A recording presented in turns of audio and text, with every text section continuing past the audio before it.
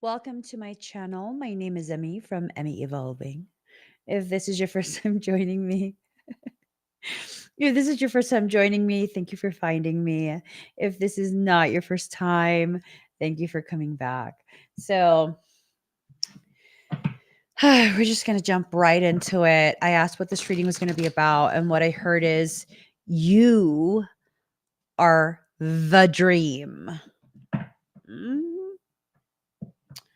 Whatever that means. Excuse me. You are the dream. I don't know what that means.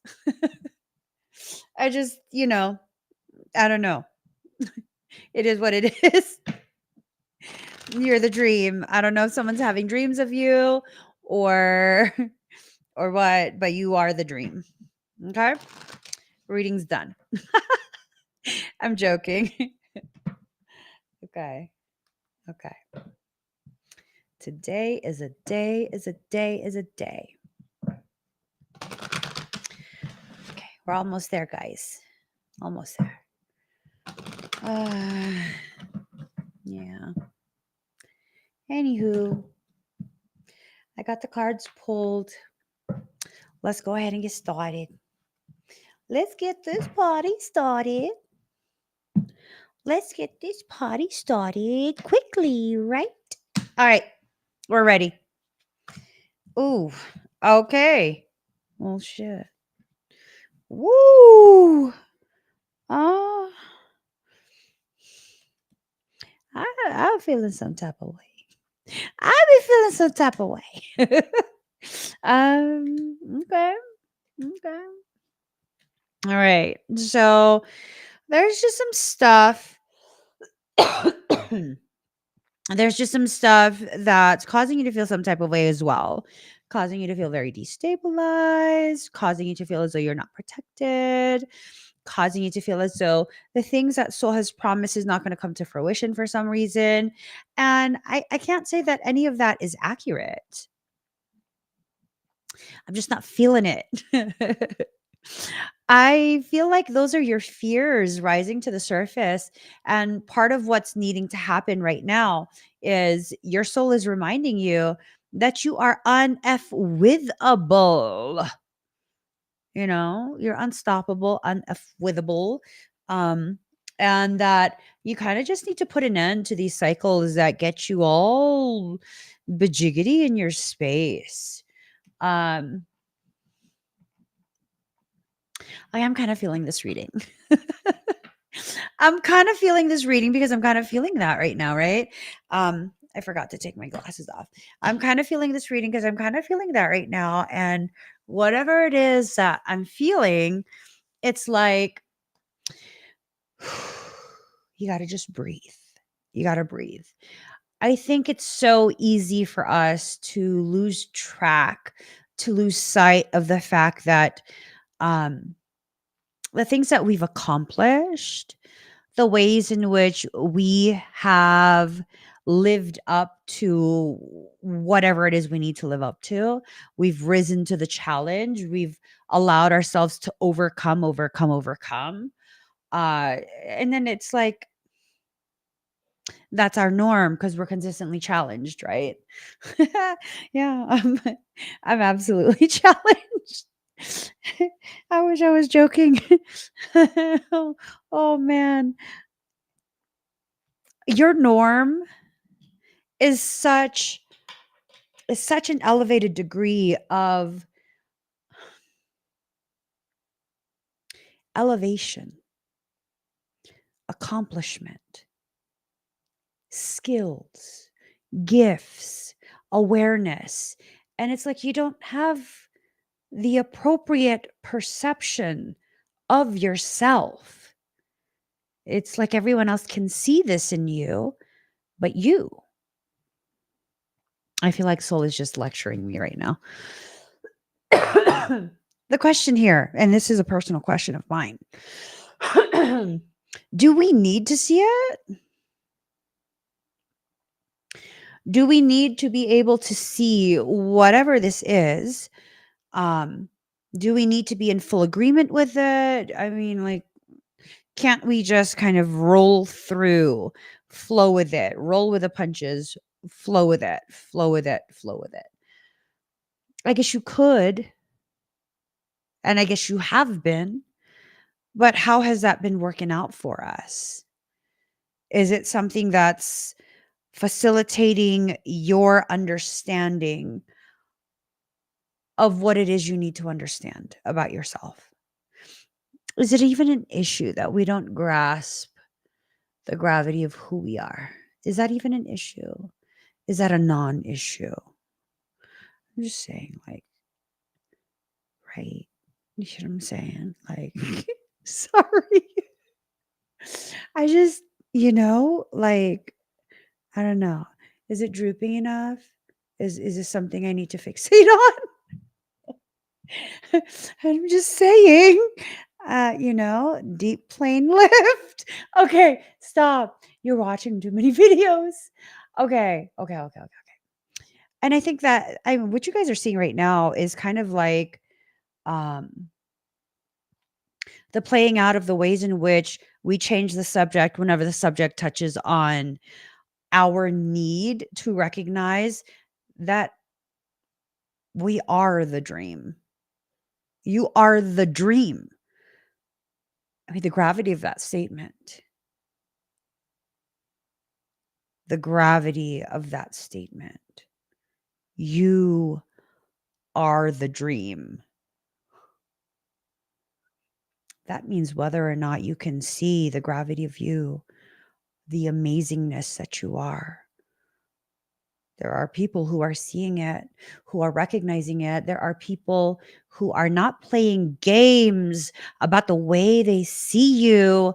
Ooh, oh, Lord. Lord, I'm not interested. Shit. Um, I don't know. There are people who are okay. What is this? Is this like, are you developing a fan club? Are there people who are wanting and needing something from you because of the fact that they see you in a way that you can't and don't see yourself? I mean, I don't know. I don't know. I don't know.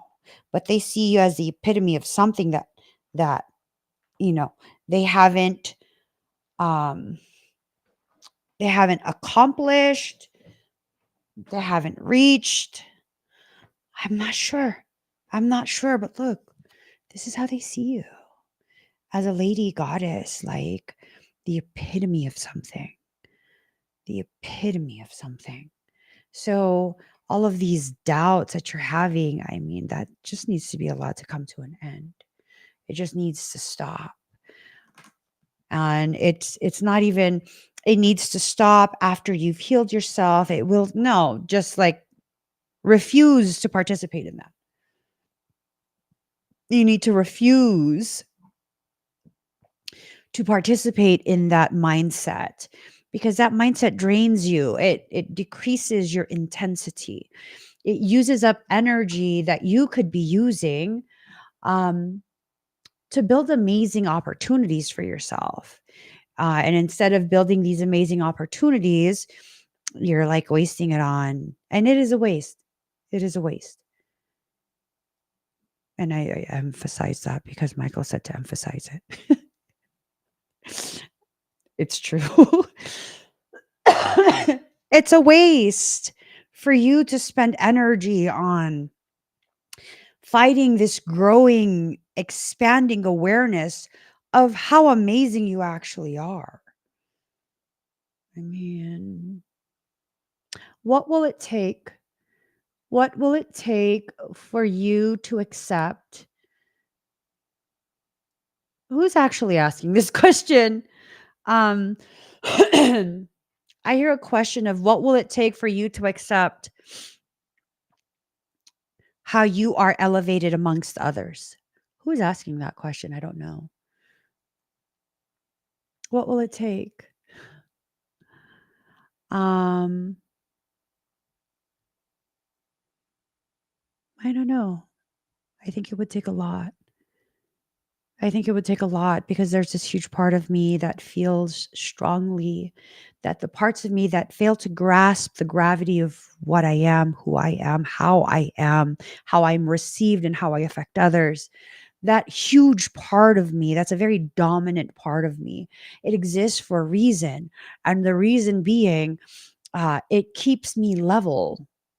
It keeps me level. It never allows me to forget that I have a proper space within my life and within the lives of others. And that space is never elevated amongst someone else.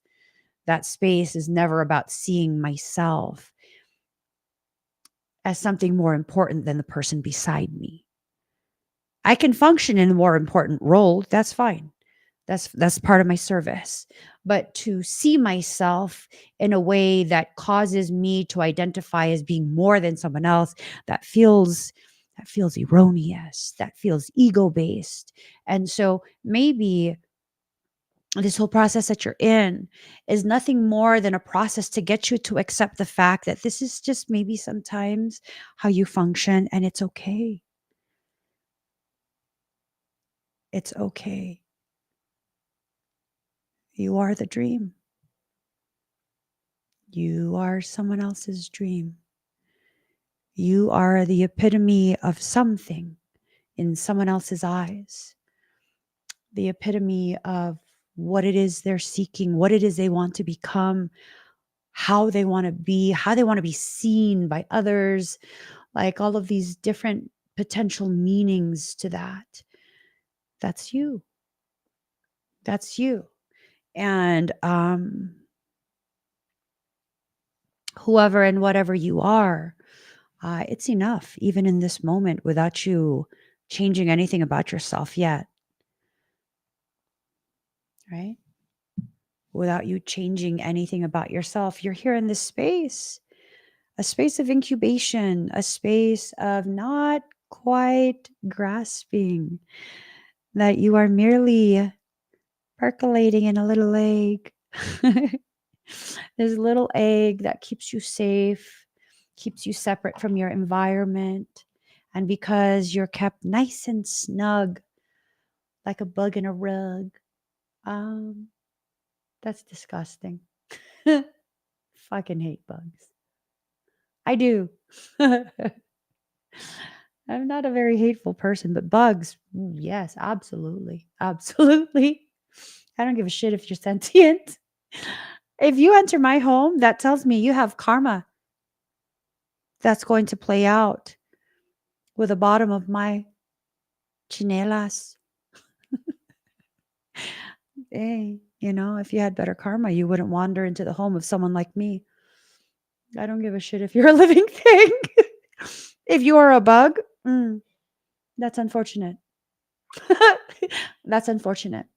You got about 3 seconds of me freaking out to wander your way out of the house because by the time I catch my breath and become aware of my surroundings once again, my only objective is to annihilate you, bug, sir, or madam. Fucking hate bugs. There you are, though, in that egg. Just there in an egg, existing. And in that simple existence, you're not. Ah,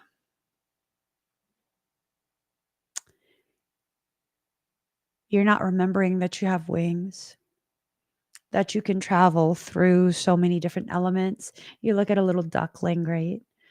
Yeah, it's like, oh, ugly duckling. Okay, but here's the thing, you have feet that can help you to walk on land, but you also have webbed feet that can help you to swim through water. But you also have those wings with feathers that can help you soar through the sky. So, really, what's to stop you? Nothing but the shell you created to keep you separate from the environment that you belong to, right? So during this winter, you're going to go through this process that will help you to accept how much of a dream you actually are. How much of a dream are you? Have you taken the time to assess this? Ah, mm. You guys, sometimes Jesus gets sick and tired of, I'm going to say it. Sometimes Jesus gets sick and tired of you passing your responsibilities onto him. Sometimes Jesus gets sick of your shit. Not even joking. Not even joking. Not even joking. There was this was it from the movie that I watched? I don't know. I saw it recently. This person was talking about this story that they heard. There's this guy who prayed a lot. Um he prayed a lot. His love for God was just profound. And his trust in God was profound, just profound. And it's a beautiful thing, beautiful, beautiful thing. No, no, do not end the live stream. No. Oh my God, I almost ended the live stream. Uh, so this guy, his love for Jesus, his love for God, is profound, right? And it was this thing of no girl. It was this thing of a flood was coming. There was a huge ordeal, and people were made to know that there was a flood that was going to come into this area, and it was going to be catastrophic. And the guy got this information well in advance, and rather than evacuating the area as the flood warning instructed everyone to do, he's like, no, I believe in God. God sees me through everything. God will save me. I'm not leaving. I'm staying. And so the flood comes, and as the flood begins to arrive, this guy in a rowboat, he sees the man who loves God, who trusts in God and prays to God and believes that God will see him through everything. And the man says, get in the rowboat. The more water is coming. Get in the rowboat and let's get out of here together. And the man says, no, I believe in God. I trust that God will save me. And so the rowboat guy says, like, F that, I'm out. And he leaves. And the water gets higher and it gets worse. And the guy is like, God won't let me down. God always comes through. And as the water is getting higher, a helicopter comes and they see that this man is stranded. He's stuck inside his home. And man, the flood is horrible at that point. Very dangerous, very, very dangerous. So much water. And they throw down a ladder, a rope ladder from the helicopter. And they're like, sir, grab the ladder. We will airlift you out. Don't worry. We got you. And he pushes the ladder away and he's like, God has me. God will save me. God always comes through for me, right? And then so the flood gets worse. The man ends up drowning and he dies. And then he's in heaven. He's mad now. So he's standing before God because now he's dead, right? So he's standing before God and he's like, God, I am so loyal to you. I have so much faith in you. I pray and pray and pray. And I waited for you to come save me. Why did you leave me there? Why did you let me die? And God says to him, I tried 3 times to save you. I sent you a warning and you didn't leave. I sent one of my children with a rowboat. You wouldn't get in. I even sent you a whole ass fucking helicopter and you pushed the ladder away.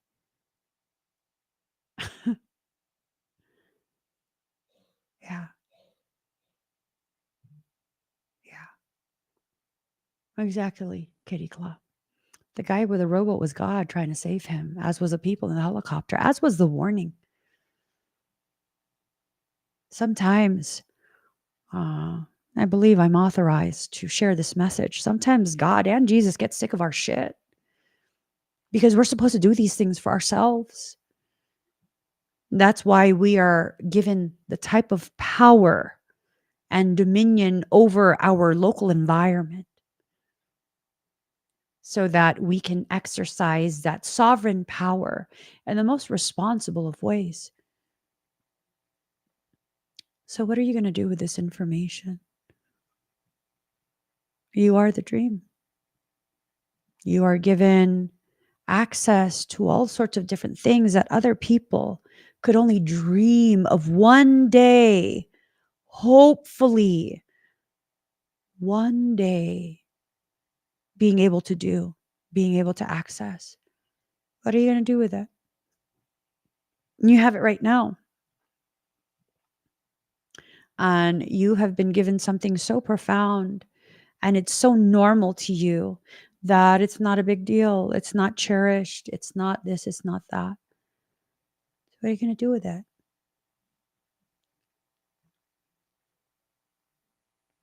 I see all of these videos on social media talking about very difficult topics, things that require us to begin various steps and stages of preparation that would keep us out of harm's way. And we ignore it because, as people in the comments of these videos say, I got Jesus. Jesus, I just got to pray. No, the fuck you don't just got to pray. You got to do something about it. You got to make the changes that are necessary. You have to take the action that you are being told is necessary. Case in point, I've shared this story before. I was on a cross country RV trip, my family and my mother, and we reached the South Dakotas, and there's like record breaking flooding across the nation. And we reach the South Dakotas. We get there pretty late at night. Poor guy who runs the RV park was in the middle of having dinner and he had to help us check in. And we're all hooked up. We have the water, the electric, the sewage connected, and everyone's just exhausted. And we immediately get ready for bed. He puts us right by the river because he thinks that it would be a beautiful thing for my family, my children to wake up to the sound of the river right outside the RV. And it's raining and everyone goes to sleep. And right as I fall asleep, I'm awoken. And there is just this feeling that I cannot shake. And it is a horrendous feeling. And I'm like, no, we gotta go. We gotta go. My husband's like, I'm not driving nowhere. I'm tired. And I'm like, unhook us. Unhook us. Unhook us. I will drive. I will drive. And he's like, all right, I'll unhook us. You drive. I'm not driving. I'm like, that's fine. You can go back to sleep for all I care. Just unhook us. Um, so he unhooks us. Mind you, we just paid. We're not going to get a refund. We just paid. And I put the jacks back up and I start the car. I start the RV. Everyone's asleep. And I start to move a little bit, at which point my mother comes out of the room. Oh boy, she's livid. She's like, where are you going? Not here. I'm leaving. We're leaving. To go back to sleep. We're leaving. She goes, we just paid. I know. We're leaving. We have to go. We have to go. And she was saying that I'm crazy. That I am crazy. It might be crazy. I don't know, but whatever. Everything in my heart, in my soul, in my body tells me we have to go. I didn't know why. So we climb up the mountain in the RV, climbed up Mount Rushmore in the RV. And I make it across to the other side. And I'm just driving around for hours on end in circles, driving. I don't know where to go and I don't know where to park. There's nowhere to park there. Not a 39-foot RV. And then finally I find somewhere to park and we park and I'm exhausted and I'm freak the fuck out. Like I need to stay awake. I don't know why. I need to stay awake. I need to stay awake. I cannot sleep. Something is wrong. Something is wrong. And then as the sun comes up, the day is overcast. We decide to check out Mount Rushmore. I'd driven for quite a bit through the night. And yeah, I guess I was just tripping. Except when we were in the souvenir shop at Mount Rushmore, the particular area of South Dakota that we were in the middle of the night had a flash flood. That river, the cute river that it would have been lovely if we woke up beside it to the sound of the river, right? Peaceful river. Yeah, that shit fucking flooded. Everyone in that city stranded. No stores, no supplies, no nothing. It would take a week for the National Guard to go ahead and airdrop supplies. I had to listen to my mom and just prayed. Our ass would be stuck there. We'd be stuck there. We would be stuck. And see, here's the thing. People would think that that's such a dream. Like, I mean, you should just be like fucking grateful. That's badass. That's a badass gift, right? It's a badass gift, except it's not. Because when you have the capacity to foresee future events at times, you see things you don't want to see.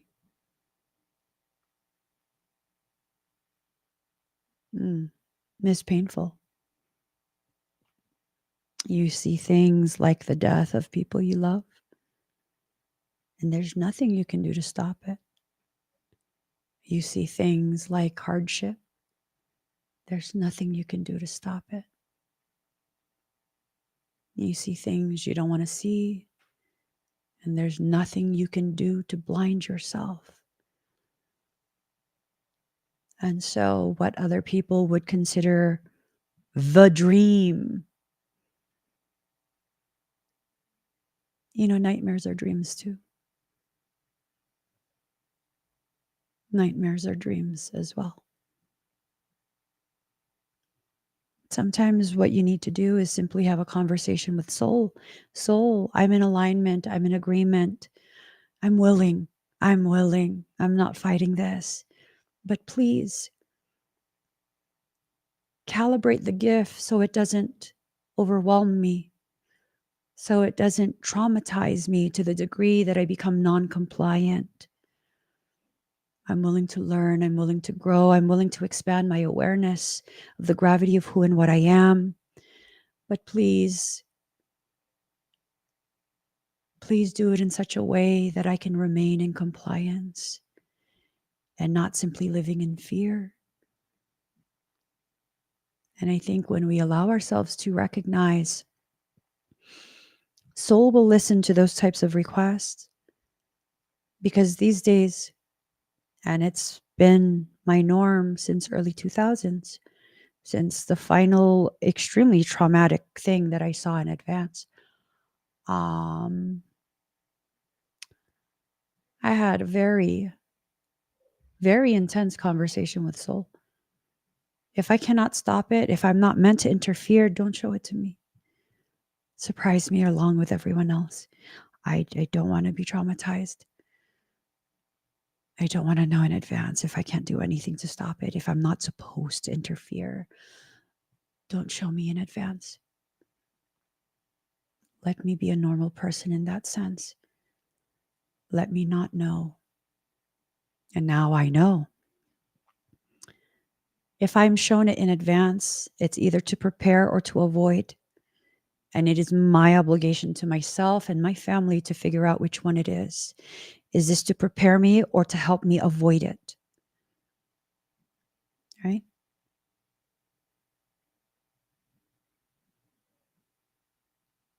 And now my life doesn't feel like a nightmare, a never ending nightmare. Now I have the capacity to see I do have a dream life. Not because I'm wealthy, because I'm not. I'm not. I'm so far from that. Um, it's a dream because it's something that once upon a time, very long time ago, I wished I could be the version of myself I am right now, that was a goal of mine. It was a goal. It was a goal to heal myself enough and my perception of myself enough that I could accept me. You realize the person you are right now, at some point earlier in your life, you hoped, you prayed, you wished to be that. That which you are right now, that which is your norm. You hoped, you prayed, and you wished. And here you are living your dream, a dream that you brought to fruition through so much effort to survive the circumstance that was forming you into the person you need to be. And because you've achieved it now, you think it's the norm. It's not the norm. It is not the norm. You brought to fruition one of your dreams, and you did it in such a way that you think it's no big deal. It's a very big deal. For a very long time, I had this dream of being able to work at home so that I could be with my children. So my husband didn't have to work. He could just stay home with us. That's what I have. I put my entire heart into making that happen. And it happened. We still have to work. But now our children have access to us 24 hours a day, 7 days a week. Like, damn. Damn. Wow. Could you imagine? Because for most of us, both our parents have to work to be able to feed us, clothe us, house us, right? For most of us, you grew up with both your parents at work. I mean, what would it feel like as a child to not know what that's like?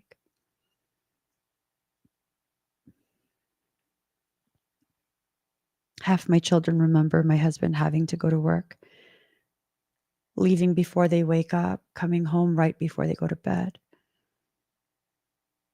barely seeing their father, right?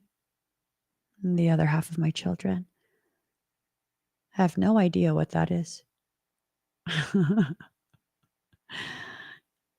And their expectation is that that's what every family's like. Both parents stay home. We don't go on dates. We don't do me time. My me time is going to the gym before everyone wakes up and trying to get back home as quickly as I can. So that way they're not awake for too long without me home. I mean, could you imagine? I was able to make that happen. How? Why? How'd you do it? I listened to soul. I listened to soul. What do you mean, Emmy? Oh, I stopped devaluing myself by doing everything for free for people who had no appreciation of the cost that I paid to cultivate the skills they benefit from. There was no even exchange there. It was me martyring myself. For what? To prove to people that I'm a good person. Did they realize you're a good person? No.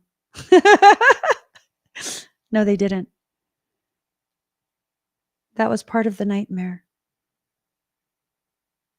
That was part of my personal nightmare. Because as much as I prayed on it, as much as I asked God to deliver me from that, and don't get me wrong, I absolutely 100% believe in God, and I believe my existence is absolute proof that a divinity exists.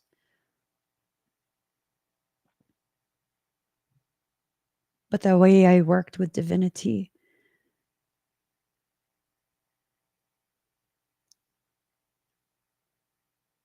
there was no one that was going to come and save me from myself and my decisions. Only me. Only me. Only me. People don't understand the process that you're in. This very viscerally felt process that helps to form and shape you into what they consider a dream. Doesn't matter. It doesn't matter if all they see is the end product. It doesn't matter if all they see is the benefits. It doesn't matter. You know what you're going through. You know the price you pay to make these things happen. Luck is on your side, but it's in reverse. This is telling me this has nothing to do with luck.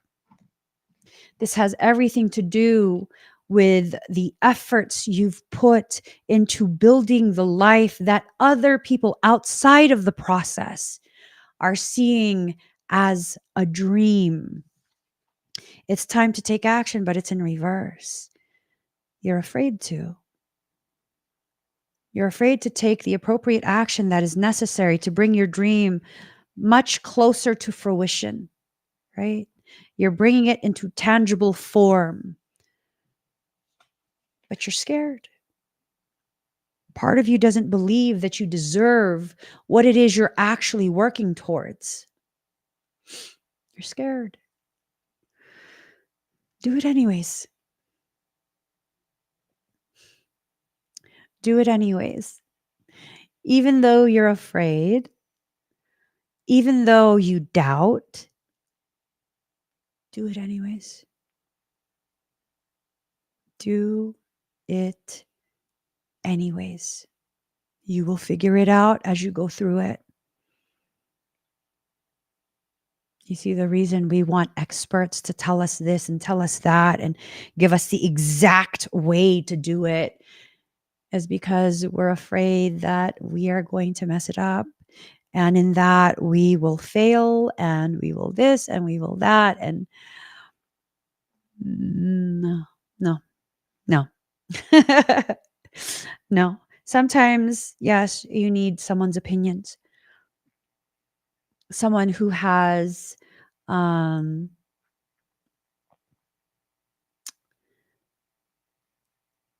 education that gives them elevated awareness of the different potentials, right? Sometimes that's what we need. Someone to advise us so that we can facilitate, so that we can be more efficient, effective, and accurate in our efforts and the application of such. Most of the time, we don't need that. I think really the only times we truly genuinely need that is when it comes to legalities, when it comes to medical things, medical matters, and technical matters, just technical matters. But everything else, I mean, there's this adventure component when you allow yourself to very freely explore the dream that is your life, Look at the bigger picture, but it's in reverse. You're not seeing the bigger picture because, again, you're so hyper focused, zoomed in on creating the perception, the illusion that you are living the dream when in reality, it doesn't feel like it to you. Why are other people's opinions so important to you? Why is that? Why are other people's opinions so important to you? You want to impress people? Okay, I can understand that. But why do you want to impress them? Is it maybe because of the way you see yourself? Is that it? Do we give other people's opinions so much weight that it greatly interferes with our understanding of how we are, who we are, what we are? So I have nothing but older brothers. And my brother, who was born right before me, we're fairly close in age. And so we were pretty close as young children. We played together a lot. I didn't have any friends. And so he was really my only friend. And I remember being, I think it was either preschool or kindergarten. He's a little bit older than me. And he is extremely intelligent, like extremely intelligent. He's a quantum divergent as well. And he was in the advanced gifted programs, right? And so I'm in like kindergarten and he's doing multiplication. And, you know, I still distinctly remember this. He asked me what 9 times 9 is. And I had an inkling that multiplication was just the adding of the number on itself, groups of that number. And so what I did is I did 9 plus 9 plus 9 plus 9 plus 9. God, that took me like 30 minutes, maybe even an hour to add all of that because they weren't teaching addition yet in kindergarten. You need to be in first grade to start addition. But I understood that addition was the coming together of groups of numbers. And so it took me a while and I added 9 plus 9, 9 times. That was such a chore and my fingers hurt so bad from writing all of that down. And my brother had already forgotten that he tasked me to figure that out. He knew the answer already, right? He tasked me to figure that out. It took me a while. And finally, when I finished, I went up to him and I was like, it's 81. And he's like, you were still doing that? And I was like, yeah, it's 81. Is you right? And he goes, no, you're wrong. Man, I cried. And I felt so dumb. I felt so dumb. I was like, oh, so it's that's not what multiplication is. It's 9 times 9 is not 81. And I cried because I felt dumb. Yeah.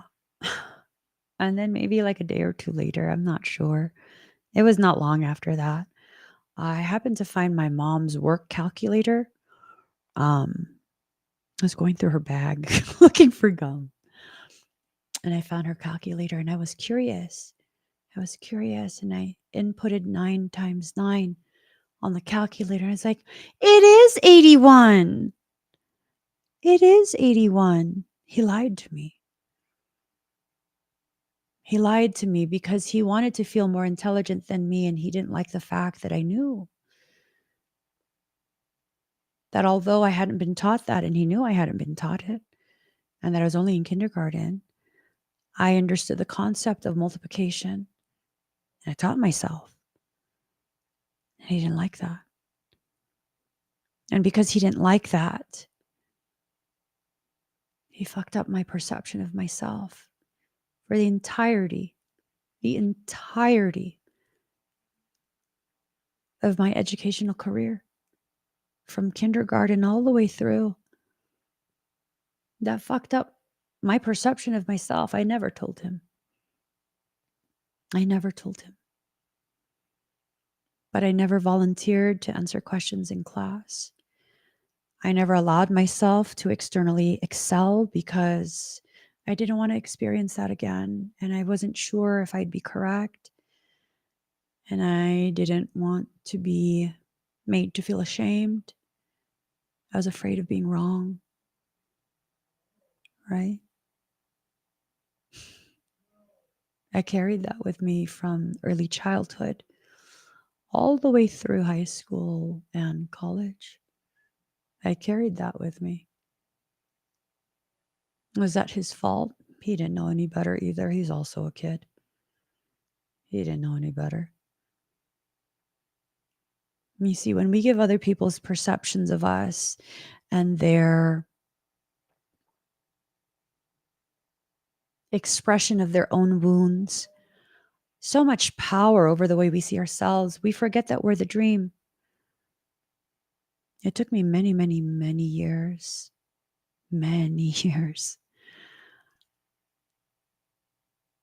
to understand. In my family, I'm the benchmark of intelligence. All my siblings are extremely intelligent, with the exception of the toxic one. Hey, don't even ask. Everyone else is extremely intelligent. I come from a highly intellectual family, especially on my mother's side. You know, one of my aunts, when she immigrated here from the Philippines, I believe she was a professor or something like that in the Philippines. And she immigrated here and she wanted to transfer her instructional units. And I believe she had applied to be a professor at one of the colleges. This is like in the 80s. And as part of the hiring process, they had her do some testing. And during that test, there was a question that no one who had attempted that test, I believe nationwide, had ever gotten the right answer to that specific question. Oh, but she did. She got the answer right. And because she got that answer right, the school board decided to accuse her of cheating. And she was offended. She was like, just because you're too stupid to understand what the answer is does not mean I cheated. And so they said, all right, we're going to give you a randomized test. And we want you to take this test over. And if you really didn't cheat, then you have no problem taking the test over. Except my aunt was like, no, fuck you. You accused me of cheating. And she refused. And she forewent a job as a professor at a university because she was offended. And instead, she took a job that was retail and very difficult for her. And she would rather do that than take the test over again because they questioned her intelligence. I mean, do you let your ego get in the way like that? I had someone on TikTok tell me that they had to read the writings of Thoth. The Emerald Tablets had to be read at no less than like 30 times to even begin the process of contemplation about the theories, alchemical theories as presented by Thoth in the Emerald Tablets. And that there was no way that I would I'm sorry, sir. Just because you didn't understand it the first time you read it doesn't mean I don't. It doesn't. I understood exactly what he said the first time I read it.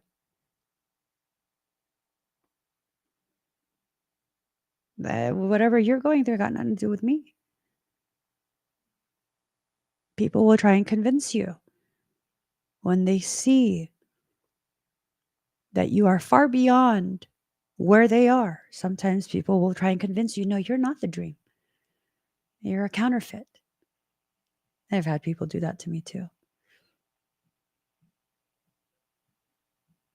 Yeah. It don't matter. Why doesn't it matter? Because that's not my limitation to live up to. The only limitations that exist are the limitations you believe in wholeheartedly. When you believe you can't do it, then you won't. It's what you believe. It's what you make into your reality. I went to the gym with my husband. This was like maybe a month, 2 months ago, something like that, a while ago. And I forgot which exercise it was that I was trying to do. Um, lat pulls. I was pulling the bar down, right? I am not a very big person, and I have one hell of a sleeper build. People don't realize how strong I am, because I'm not a big person. And I was lifting the entire stack. That's 200 pounds. Yeah. I was like, I'm going to lift the stack. And my husband's like, no, you're going to hurt yourself. I'm like, don't fucking limit me. I'm going to lift the whole fucking stack. And he's like, oh, you're going to hurt yourself. I was like, no, the fuck I'm not. And because he told me I couldn't do it, I was like, fuck that. I'm doing it. And I'm adding 2 5-pound weights. 210 pounds. At which point I had something to fucking prove. Like, don't tell me I can't do that shit just because I'm small. And so I did it. I did it. And I didn't strain. I didn't hurt myself. I did it. At which point my husband's like, let me try this. I was like, mm-hmm. And he did it too. He didn't think he could, but he did. And he was like, damn, that was actually kind of easy. Like, yeah. He didn't think he could do it until he saw me doing it. And he knows I'm only a fraction of how strong he is. He lifts heavy too, like fucking heavy. And I'm just like,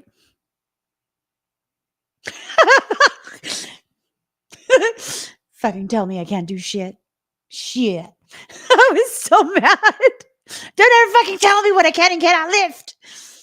But I can't open a pickle jar. It's true. It's true.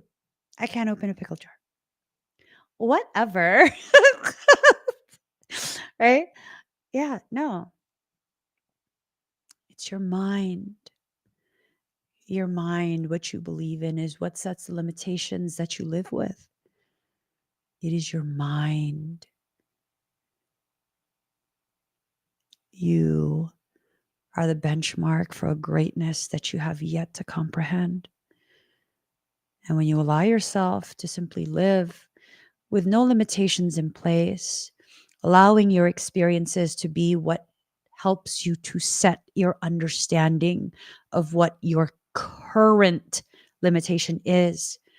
I mean, God, the amount of progression that you could load into your template, the ways in which you can grow. A personal issue reaches resolution, but it will not reach a resolution so long as you continue to adhere to other people's, perceptions of what they think you should or should not live up to. Yep. You won't. You won't be able to do it. And it's not because you can't. It's because you choose not to. It's because you choose to believe that that is your truth. That is your reality. Right? My entire life, I have spent living, just living, right? Because I'm always so separate from everyone else. I don't know what is normal and not normal. I don't. I don't have a concept of that until someone who's immersed in that tells me, like, that's not normal. And I'm like, oh, it's not? I mean, I'm already doing it. So, like the other week, there are these OG weightlifters at the gym that I go to. They're like straight up OG, right? They're always there. Whenever I'm there, they're there. So you could tell by their form, you could tell by their physique. They've been in this game a long ass time. They know what they're doing.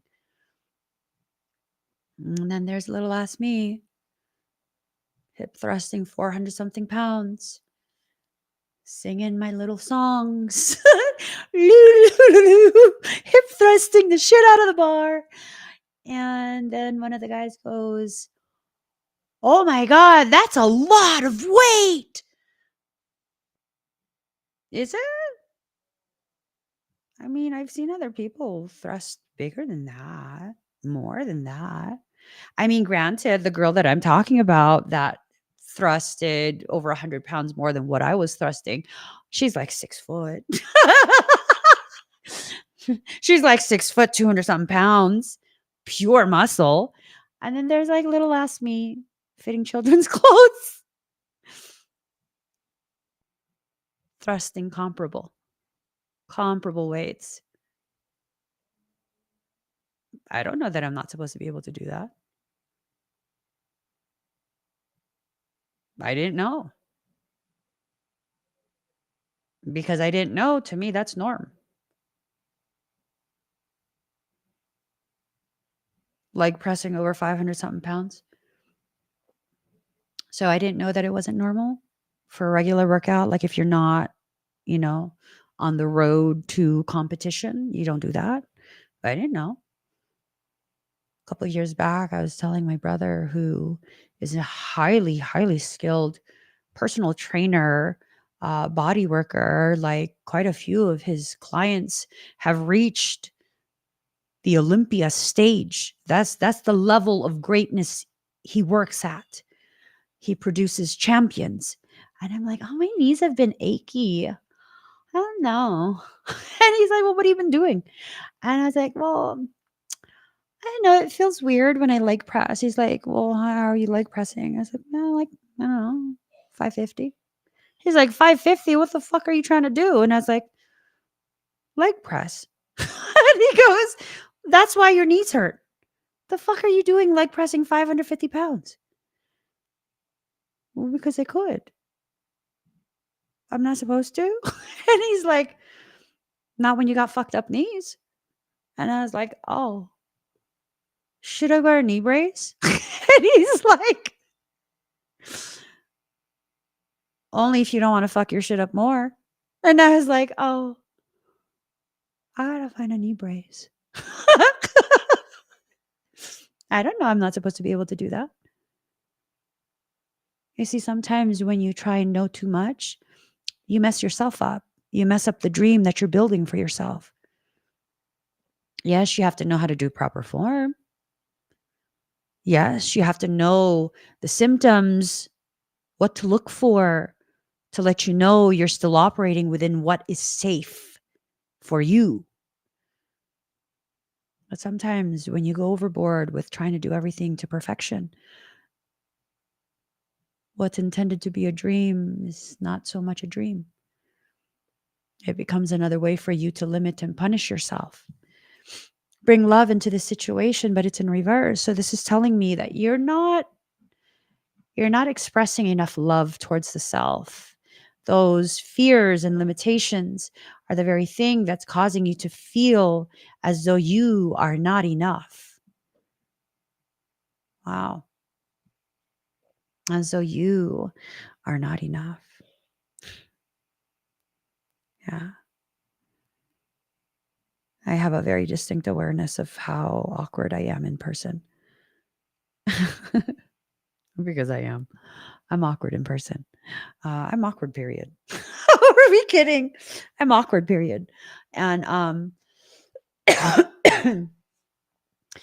years ago when I still had business associates. Um, they had this bright idea,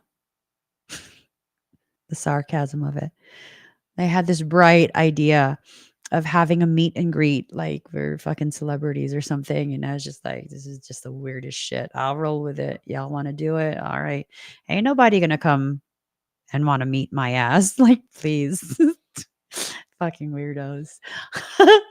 Like, who do you meet and greet? Is you a celebrity? I was just like, let me just shut up. Let me just shut up. Who the fuck's gonna come meet you? Okay, whatever. So they set this all up. I would have never done it on my own because literally, like, who do you think I am? Meet and greet. That's just ridiculous to me. And so they coordinate everything, they announce everything, and again, I will just go with the flow. Let me not be fucking negative Nancy over here. And I distinctly remember, like, we were gonna head out to meet the people who said they were gonna come, and I was just like, "All right, those are your fans. I don't expect anyone to be there to want to meet me." And and then there were quite a few people that showed up for some reason. I was like, "Oh, okay, maybe I was wrong. Maybe you are like celebrity status. Ooh, go girl." And we went into the restaurant because that's what we were gonna do. We are gonna chat with everyone. And we get there, and I'm over there with one person. Like, don't leave my side. I'm nervous. There's all these people here. I don't know. Just stay by me, sit by me. We get to the table and and then everybody stopped.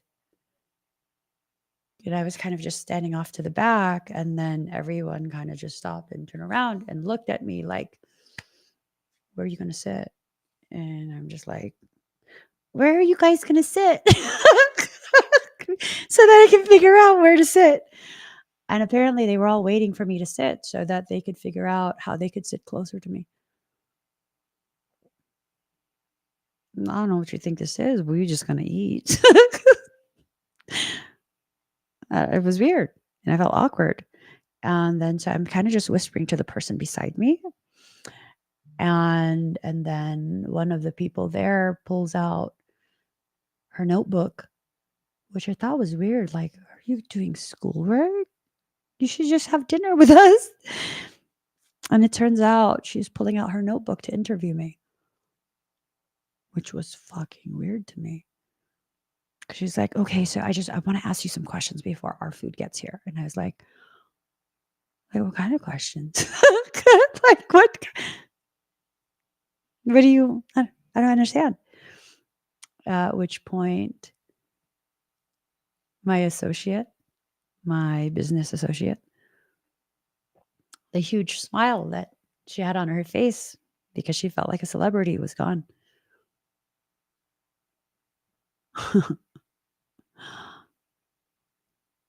She was pissed. Why was she pissed? Because she realized she wasn't coordinating and planning her meet and greet. She was coordinating mine.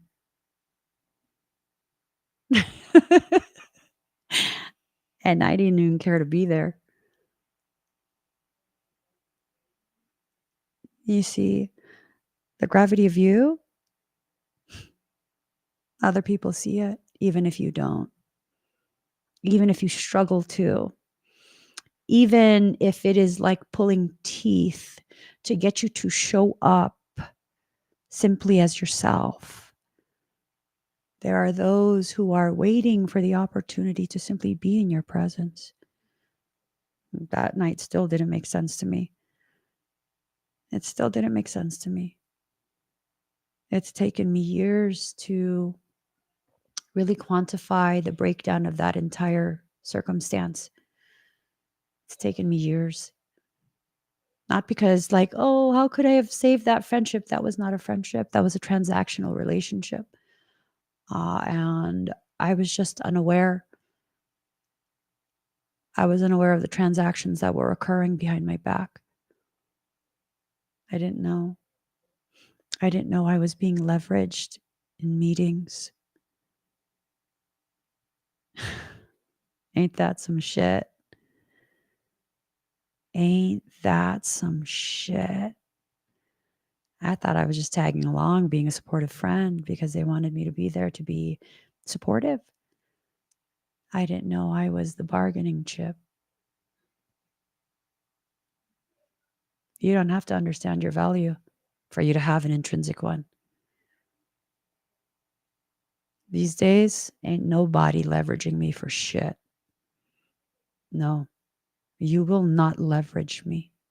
You will not use me as a bargaining chip.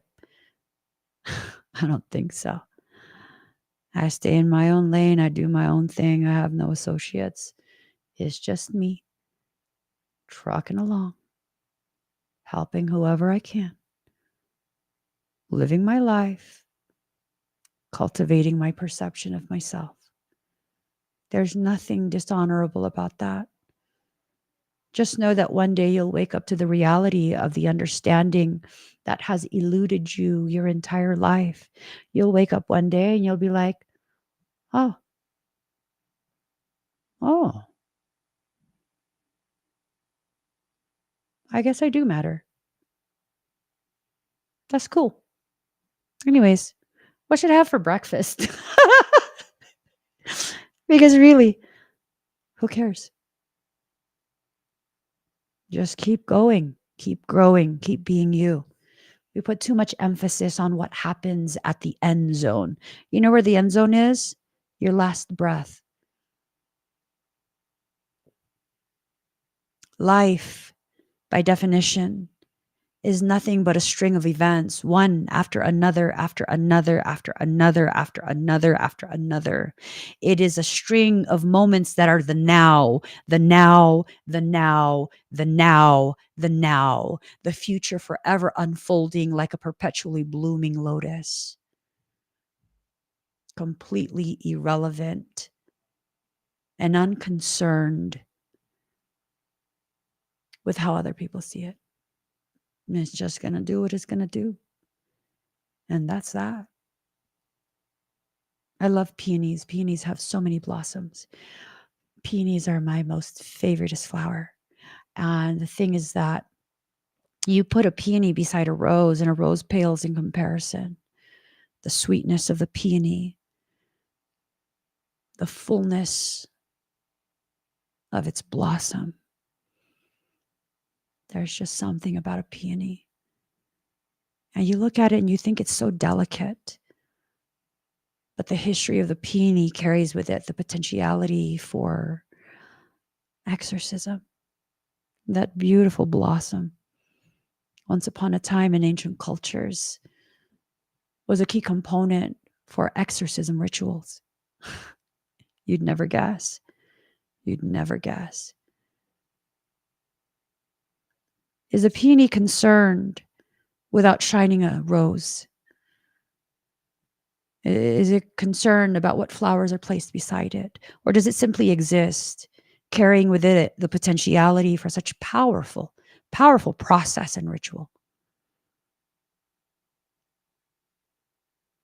It does not care. And no, it is not available all the time. It just isn't. It is not available all the time. My mother passed in June, and when I went to go get her floral arrangements done, that happened to be the season of peonies being in bloom. My aunt, who's like a second mother to me, passed in January. About 6 months later, she passed. I wanted to honor her in the same way. I went to the same florist and I asked her to please create me a bouquet, a floral arrangement as beautiful as my mother's. Please include peonies and garden roses, orchids, everything you had for my mother. Please do it for this woman as well. The florist said, I'm sorry. There's nowhere that I can get peonies. Peonies are only available at specific times of the year, and it just so happened that's the only time it's available. Be a peony, not a rose. Be a peony and you won't need the thorns. You will exist as a testament to your beauty, your tenacity, your power. All of this not needing to be explained, but simply inviting others to witness it. Be a peony, not a rose. Your commitment is being tested. Your commitment to yourself and your process is being tested. How committed are you to seeing what you can do with yourself in your life? How committed are you? Only as far as people are watching? For only as long as people are paying attention? That's not commitment. In any way, shape, or form, that is not commitment. That is a caricature you are playing, a character created to gain favor with others, people who probably don't even have the capacity to understand what it is you are needing from them. Are you needing validation from these people? You are the dream. Do most people understand what their dreams are? No. How will they understand you when they can't even understand their own? And these are the people you seek validation from. Why?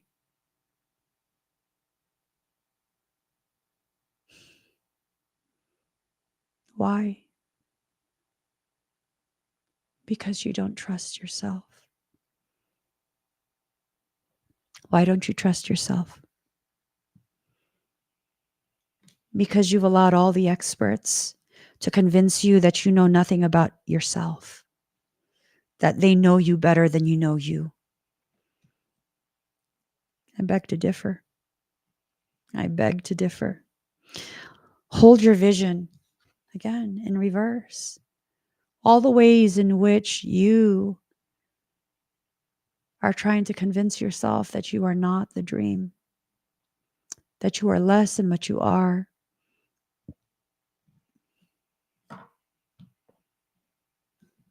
There's not much that I can say to convince you of something you're so convinced by.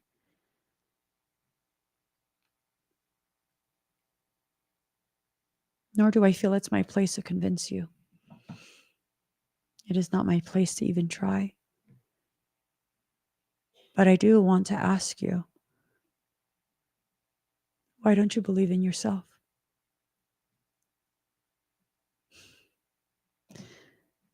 So when you have a lot of conflict with other people, it could be one of two reasons. The person you have conflict with has an issue within themselves and they are projecting it out on you. Or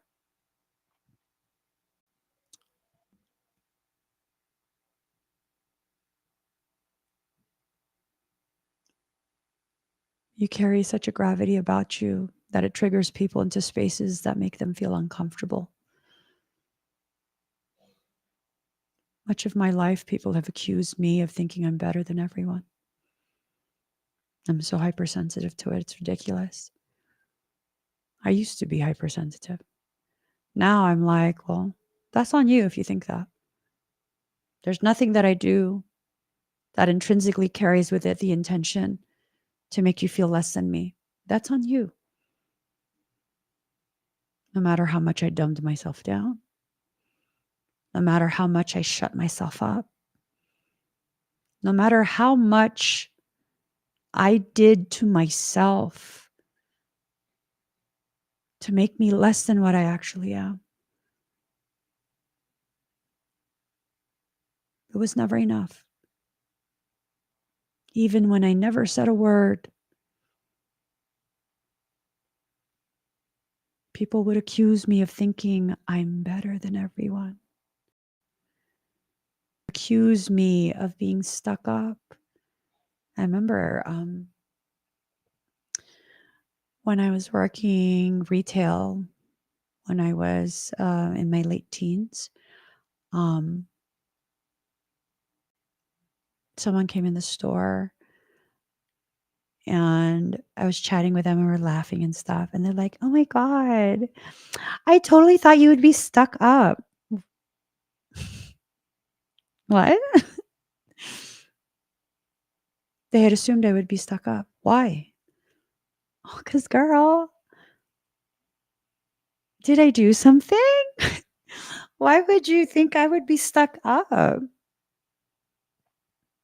Well, because you look very intimidating. Do I have a resting bitch face?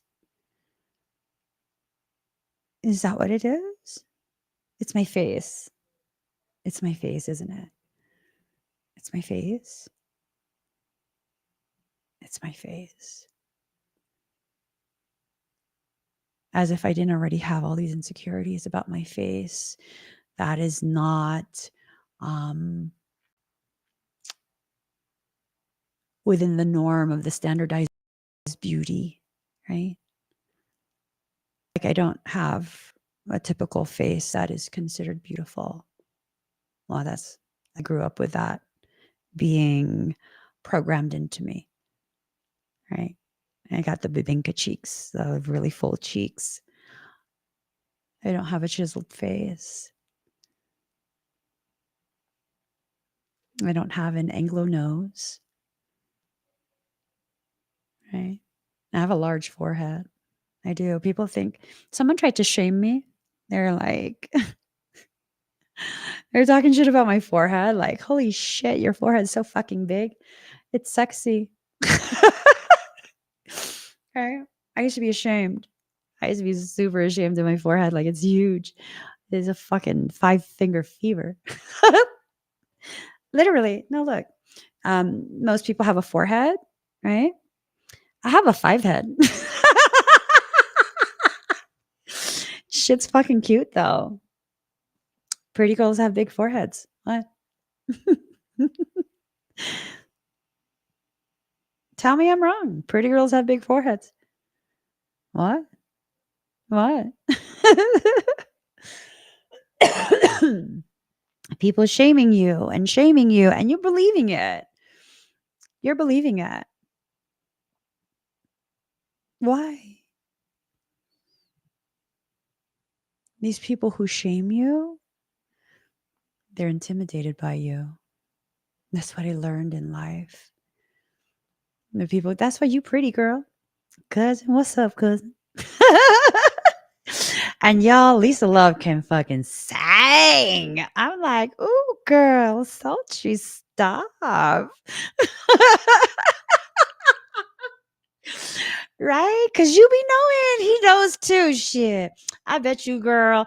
I bet you the first time he saw you, he fell in love with you because, forehead, bitches. Forehead. I'm saying. What? Cranial space, cranial capacity on fucking display. Bitch. Stop. You know what I'm saying? I'm saying. I'm saying. Ain't nothing wrong with our foreheads. Shit's sexy. Girl, contour that shit. I'm just it's chef's kisses. I'm absolutely being serious right now. Shit's hot. Please. Like you take one look at my forehead, you know, like bitch got shit to say. What? What? Try it. Executive function right there. Elevated executive function.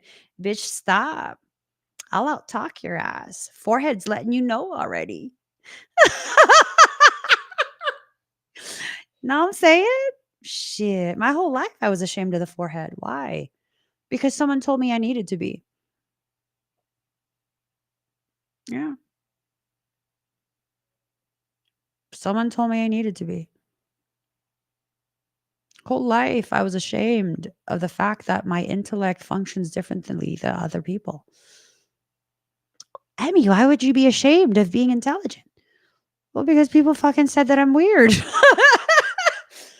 Because other people, that's why. Shit. You think I created these insecurities on my own. And just because you created these insecurities with the help of others. doesn't mean you'll have their help to undo the insecurities that exist. That that's a solo job. Get to doing it.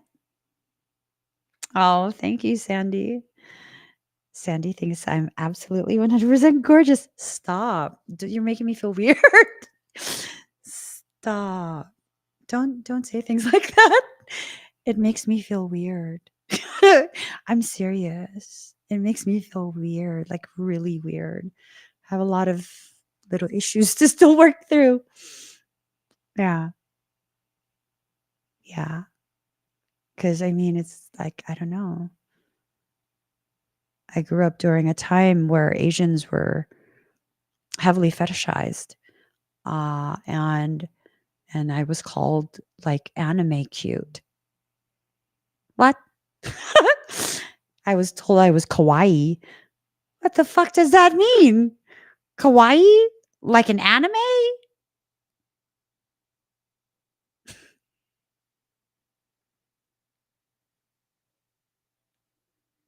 What? I still don't understand anyways. A win-win outcome is forecast. And then of course you have my aunts who are like, "Oh, Manika, Manika." They would call me Manika, and that's Monica. No, I fucking don't even know. It means doll in my dialect, like the possessed dolls. Oh, shit. My dolls were all crazy looking as a child. They were the kind that blink with the false lashes from the flea market. And they would blink the kind that looks.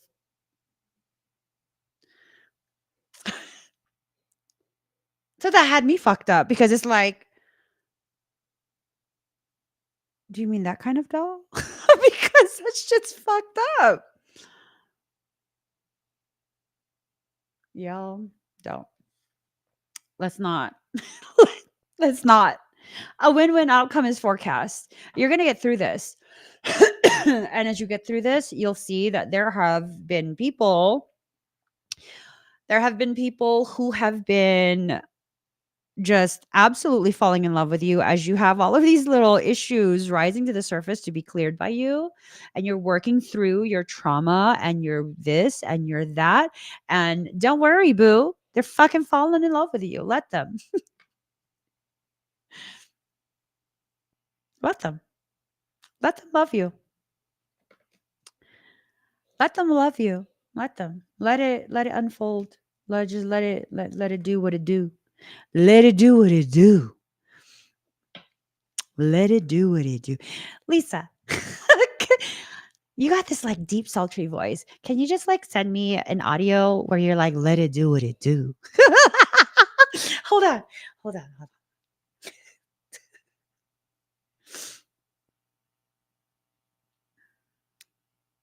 Girl, can you send me an audio where you say like, let it do what it do?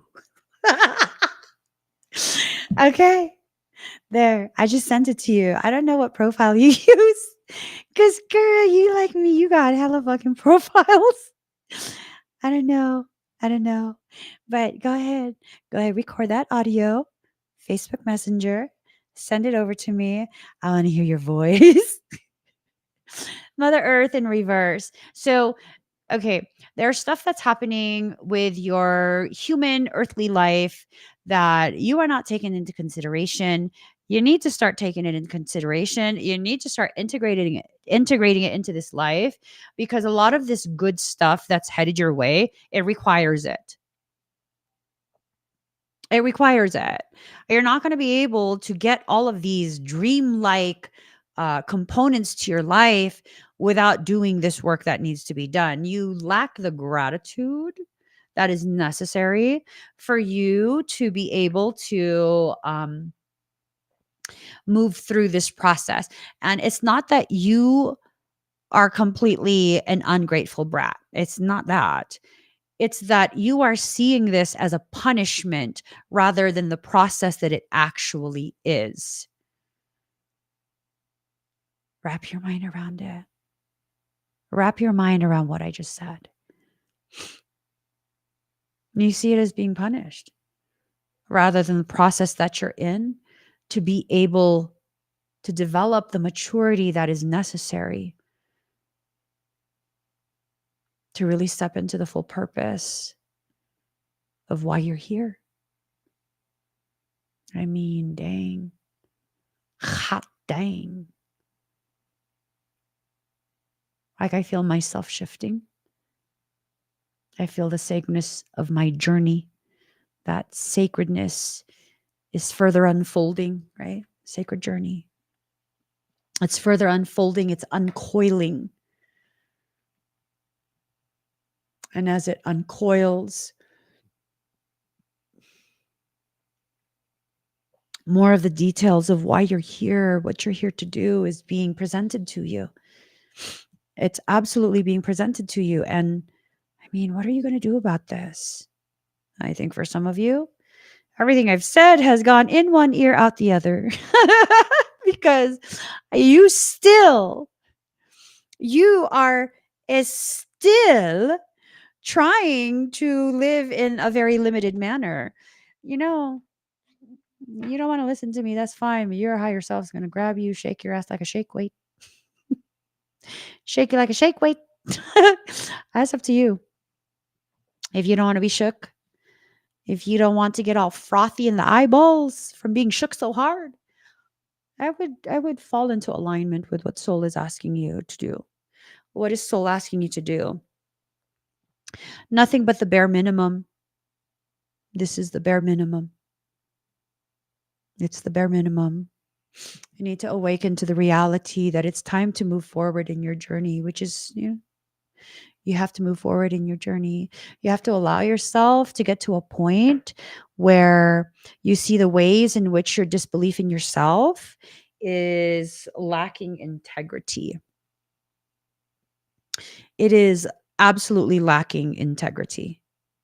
You are able and willing to support other people and their dreams and encourage them, empower them, but you refuse to do it for yourself.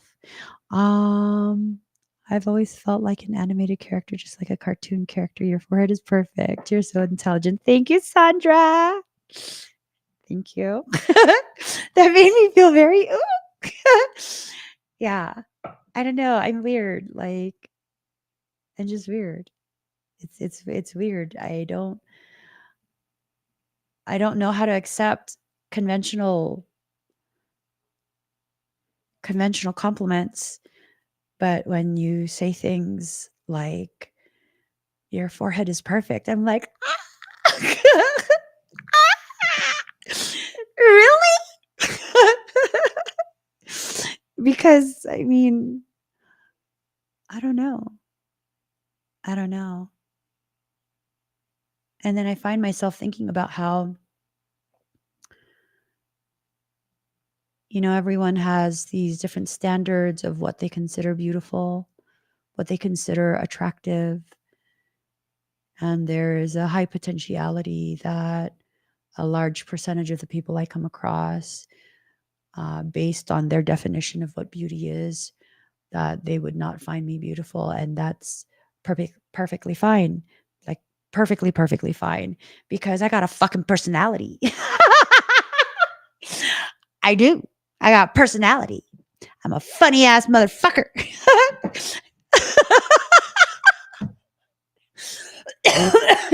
So even if you don't find this attractive, I'll make your ass laugh. I'll make you laugh, and then you'll like me, and then I won't care. Unfortunately, I don't care. I just don't. Pick a number from 1 to 3, and we will do a semi-personal read for y'all, right? Semi-personal read, 1, 2, or 3. You pick. Hashtag it. Hashtag it. You're beautiful inside out, kind of like a vomit. I'm joking. Yeah, I don't know. I'm very grateful for my upbringing, regardless of how much adversity it was full of, simply because of the fact that my perception of myself is not commingled with other people's perception of me. There's something beautiful that happens for some people when you never have been accepted your entire life. Because I was never accepted in any environment that I'm in. Um, I don't seek acceptance. I don't seek validation. My feelings are not hurt by the harsh words that other people say, their harsh opinions of me. It's very hard to affect me in that way because I'm just like, bitch, you thought I cared? You thought I cared? You know? I don't. I don't. I don't because it feels so like such a waste of my time and effort to be so overly concerned. I tend to just have this assumption that most people won't like me. It is what it is. It is what it is. And it's not for a lack of self worth. I don't feel that. I don't feel worthless. I don't necessarily feel less than. I just have an awareness of the difference and an acknowledgement, acceptance of it. Does that make sense? Like I'm different. I get it. Much of the things that interest me do not interest other people. I see life very differently than most people. Just different, not necessarily better or worse, but just different. But aren't we all different? In some way, we are. We're all different from each other. We're all different from each other. So then what does it matter? If we're all different, what does it matter? Why strive to be like others? Others who were designed to be different from you. So it doesn't matter, right? All right. Card number 1. Here goes. Sorry, kitty claw. All right. Card number 1. For those who chose #1, it is card 16. Cancer. I feel your feelings are your God. The soul is your temple. Rely upon the wisdom of what you feel right now. So immediately the sense that I get is you are thinking one thing and feeling something else. And what you're feeling is not, it's not to be disregarded, because what you're thinking is very convoluted at this point, is very much distorted by other people's expectations. And yeah, you're not seeing something clearly. All right, let's see.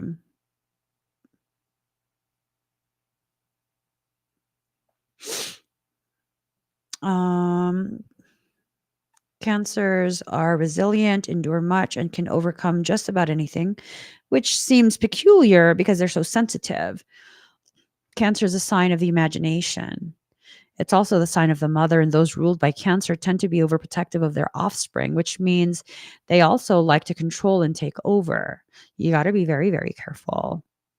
Okay, you got to be very, very careful about exerting too much control over things that are not to be controlled. These are variables for a reason, unknown variables at that. Okay, algebra much? Jesus Christ. The child is an extension of the mother who also needs to be protected, so she must remain strong to take care of her young.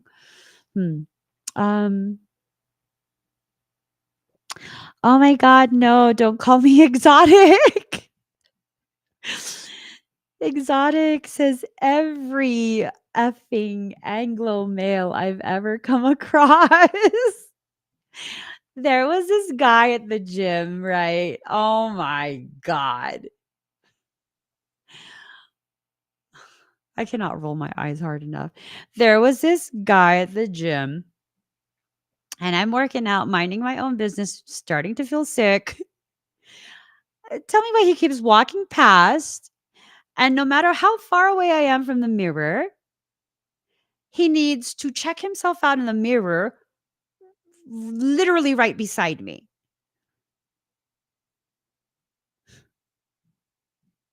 Sir, sir, sir, I'm not impressed by your spray tan. I'm not impressed by your eye color. I am not impressed by you. Leave me the fuck alone. I felt like just, I felt like telling him that. Sir, sir, I am not interested in you. Go away. Go away. What's up, baby? I'm talking to the live stream. Excuse me, sir. You don't ever leave me to work out by myself again. He said, "Huh." Yeah, no, no. It was just the weirdest shit ever. And I think that's what killed my workout. I was just like, I can't stand your ass. I can't. I just, yeah, no, no, wrong Asian. Wrong. I see two other Asian females in this gym.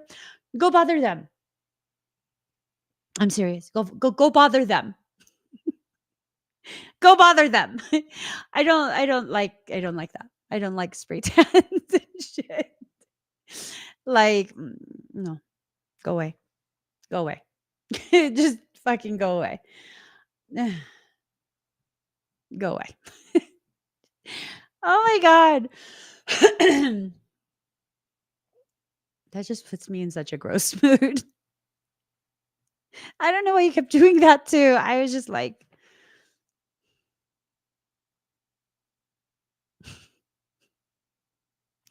I wanted to dry heave. When a Cancer card presents itself in a reading, you can be assured emotions are high. You may want to withdraw, or you may be dealing with someone who is withdrawn or depressed at this time. There's a feeling of being connected to the unseen world. If this includes the world of ghosts and spirits, this card can indicate inherited psychic abilities and even witch blood. There's a typhoon of power behind Cancer's strong feelings. So, what are you feeling? You're feeling something really, really strong. Are you feeling yourself, or are you feeling someone else's emotions connected to you? Some empath. I don't know if you know this. Sometimes when you're highly empathic, you think you have a crush on someone, but you actually don't. What you're feeling is their crush on you. Serious. I'm serious. Are those emotions yours, or do they belong to someone else? Oh my God, it's 6 p.m. I haven't even fucking eaten today. Oh my God. There's no way I'm going to catch up. Fucking A. That's fine. That's fine. That's fine. It can also mean you are in sync with other people's emotions. You'll instinctively know what to do at the right time. I think you're feeling someone else's emotions directed at you.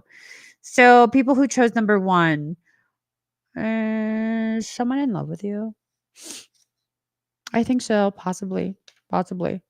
There is sensitivity and emotional closeness indicated. If your question is about love, it may be a secret or involve bonded souls. There's someone's in love with you. You got an admirer. You got an admirer. This card can also mean that family or domestic issues need to be addressed. A mother or a maternal figure is, oh, no, quiet, please.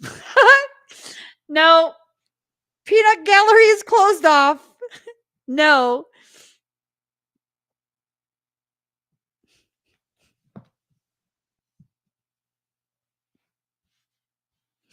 Let me cover my ears. No, no. Um, There is a sensitivity and emotional closeness indicated. Okay. This card can also mean that family or domestic issues need to be addressed. A mother or maternal figure is also indicated by this card. Women may figure prominently women's issues and how women get along. So, ah, is this a third party circumstance? I think for some of you who chose card number 1, there is someone who is very much attracted to you, very much attracted to you. And their attraction to you is undeniable. They can't even pretend anymore. They're just, they can't pretend anymore. They just think about you all the time. Mhm. They think about you all the time. But they're afraid to come forward because I don't know. I don't know if maybe their friend is a girl. They have a female friend that is jealous of you. Tell that how to get in line. What's new? Yeah, you guys, your energy is just it's it's just intoxicating to this person. Your energy is super duper intoxicating. Everything about you is just woo hoo hoo. They just they can't take it anymore. Okay. Your moods may be changeable, just like the moon's phases throughout the month, and you may want to hide and withdraw from hurt and pain. Perhaps this pain is real or imagined, but in this solitude, you will build a greater strength to face whatever it is that holds you back. So you're over here spending all of this time like worrying about your journey and yourself and these like inconsequential details that are going to unfold anyways. Well, there's that person over there who is just like staring. They're just staring at you, watching you, staring at you. And the more you say and do, the more they're like, oh my God, oh, I can't take it. Oh, it didn't feel like to have that effect on people. That's some Piscean shit right there. It is. It's Piscean stuff right there. Like, oh my God, this is so full. I thought I finished you. You're so disgusting. Uh,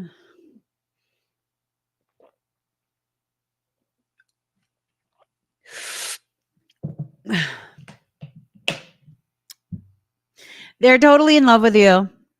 They can't stop. They can't help themselves. They're at a point where it's reaching a fever pitch. You have Cancer in your chart.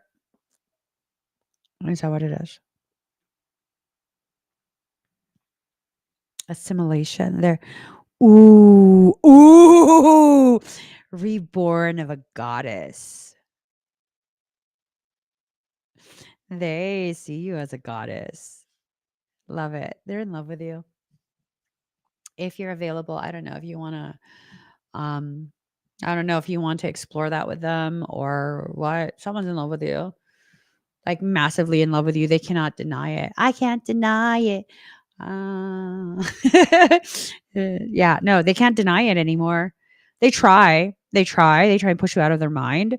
They can't deny it. They're obsessed with you in only the healthiest ways. You chose hashtag 2. Let's get your card.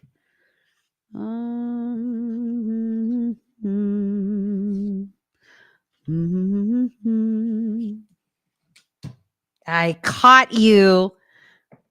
There it is. Okay, card number 28. 4th house, roots. Oh, I love this poem. I love you as certain dark things are to be loved in secret between the shadow and the soul. Stop, Pablo. Stop. That's my favoriteest poem ever. 4th house, roots. Pablo Neruda. Sonnet 17 of 100 love sonnets. Your question is somehow rooted in the past. Is this someone from your past? I don't know. This house is ruled by the moon and governs the feelings, all the ways we are touchy and emotional, dreams, and our soul yearnings. It signifies a home, family in the earliest phase of childhood. It symbolizes mothering and motherhood, and also the father who's able to mother and nurture his offspring. Okay. Oh, this house shows the beginning of the family and holds the memories of our ancestors. So, this is someone you have a history with. Probably not in this life. Maybe it's someone you do also have a history with in this life. Definitely also a history in a previous life. Hmm. Hmm. It represents the putting down of roots and the foundation to everything in our lives, our heritage and tribal affiliations. In the fourth house, the self is centered and grounded, but also likes to hide away. As well as caretaking, it also represents hidden treasures and a place to retreat. There is both gentleness and emotional rawness in the fourth house. When this card shows up in a reading, home and family issues may have something to do with your query. And as it represents your current environment, family members and where you live, real estate and land might also figure in, as in putting down roots or buying or selling a home. This card can also be a predictor of a birth or new members in the family, a pregnancy. You guys, I'm a grandma now.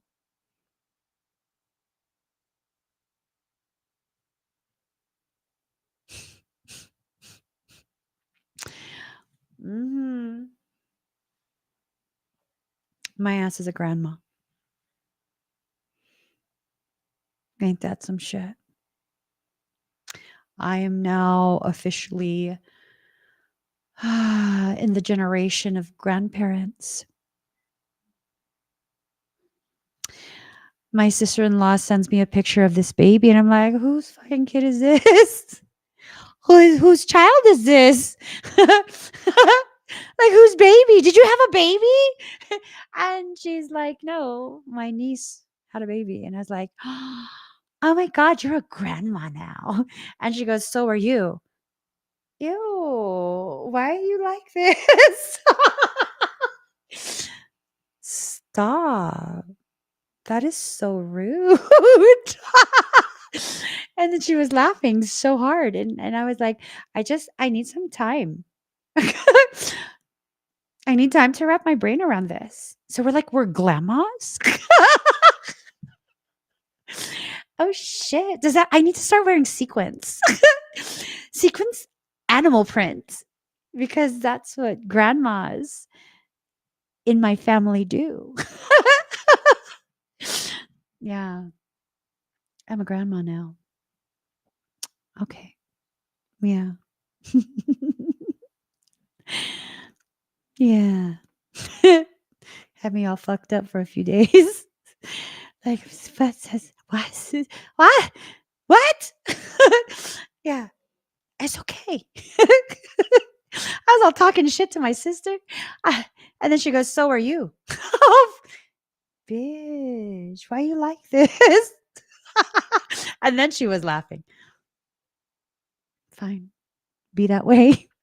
Events or appearances of persons from your faraway childhood may suddenly be relevant again. You may reconnect with someone and pick up again just where you start. Someone's coming back into your life. Yo, it is Mercury retrograde. Someone's gonna reach out to you, reach out to you, reach out to you. Someone's gonna be reaching out. You may reconnect with someone and pick up just where you started, even it's been years since you've seen your friend. What kind of friend are you talking about here? Is your friend? Your your friend? Uh-huh. Mhm.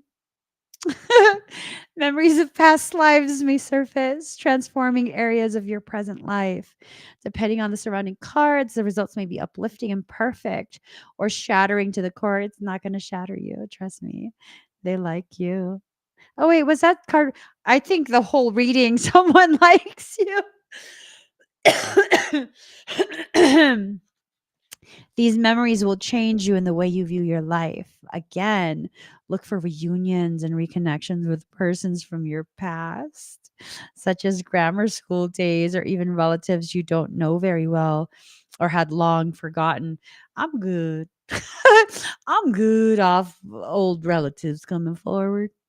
I'm good. You may dig up some fascinating news about your family or ancestry. Inheritances may figure in. I just deposit it. Don't call me, please. I'm good. I'm just, I'm trying to stay in my own lane and not have no drama, nothing. So, if we're talking about inheritances, just deposit it into my account. Leave me alone. Don't talk to me. We don't need conversation. Just deposit whatever you're going to deposit. Leave me alone. I'm serious. Leave me alone. However, the home is the primary meaning behind this card. So, buying or selling a house, adding on to a house, selling real estate, and managing properties, as well as creating a secure home base, all relate to your question. This is the house of dreams, imagining and relying upon magic could feature. After all, the fourth house is lorded by Lady Moon, mistress of magic in the unseen world. Okay, Lady Moon. All of that, huh? It's now time to use your imagination and make things happen. What you think now is what will be. As long as you don't worry and fixate, your magical intentions will grow organically, just like a silvery plant under the sacred moon. So, a lot of good things are going to happen for you. Let it happen for you. Someone's coming back. Let them back. Let them back. They irritate you. Cut them out. It's very simple. It's very, very simple. You don't know if you should let them in. Okay, try it. You don't like what happened? Cut them out. You can change your mind. You're allowed to. It's perfectly fine. It's perfectly fine. It's perfectly fine. Okay? Let me just let me let me get some blood flow into my face because this whole reading got me feeling some kind of way at this point. This whole reading, it's making me feel some kind of way. So for number 3,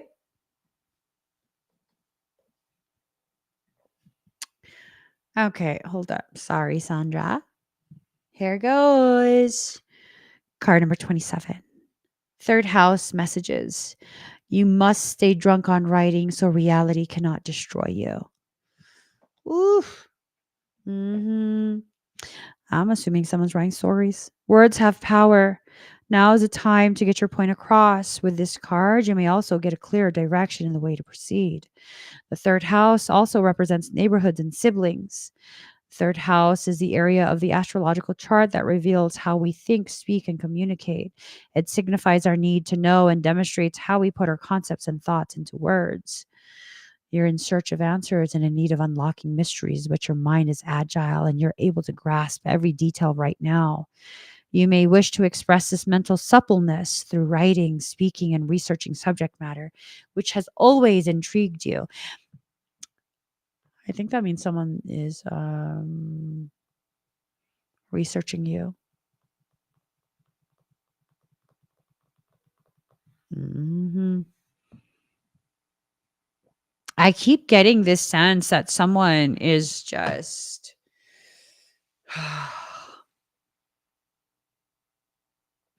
I think I'm going to give myself a pixie cut. Girl, don't fuck around and find out. Don't fuck around and find out. I might I might give myself some ridiculously short bangs. You're gonna make yourself cry. Do it.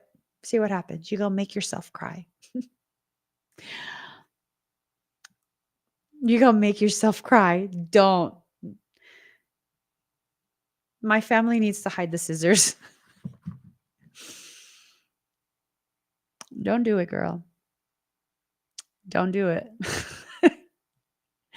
You going through something. You going through something and you trying to take it out on your hair, and just don't do that. Don't do that. Focus on the reading, finish the reading, go eat, and then go to sleep, and you'll feel better tomorrow. That's the plan. That's the plan. That's the plan. Because you guys wanna see how I look, bald? Because fucking TikTok is wicked. TikTok is wicked. Wicked.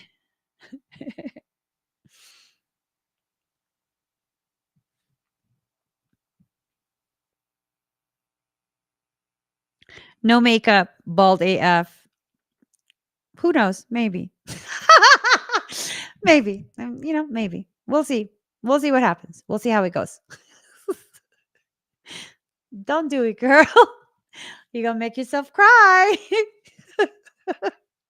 That's just gonna take forever to grow out. Don't fucking do it. Don't do it. Don't listen to TikTok. I know. I was like, okay, maybe. We'll see. Okay. Um, let's see. The third house, more than any other, is a house of the mind. Mercury is about giving and receiving information. When this card turns up in a reading, there's a need to uncover all that you can and relate the information to others. Okay. When this card presents itself in a reading, it can indicate a time of buying and selling and becoming involved in retail or transactions made over the internet. Ooh, be careful. Be careful about transactions over the internet. What I mean is, be careful of transactional connections over the internet. You don't want people using you. Okay. Issues dealing with siblings may come up. There may be questions you must resolve to do with brothers or sisters. Your neighborhood may even be going through some changes. The third house also signifies your neighborhood. So expect events that will make a difference there. Um, The cards might indicate secretive actions carried out at night, perhaps meetings or even vandalism and radical changes you may not be so happy about. It could also mean that an area may start to appear old or decrepit. Be careful how you put your thoughts and feelings into words. Other persons may not be as warm and receptive to your words and ideas as you hope them to be. This card can also mean you'll be talking your way into and out of a tough situation. You'll be mentally able to grapple with issues and sort them out well. Important documents and other paperwork are indicated. This is not your everyday type of paper shuffling. The matter will be more significant than usual. Are you trying to separate yourself from someone?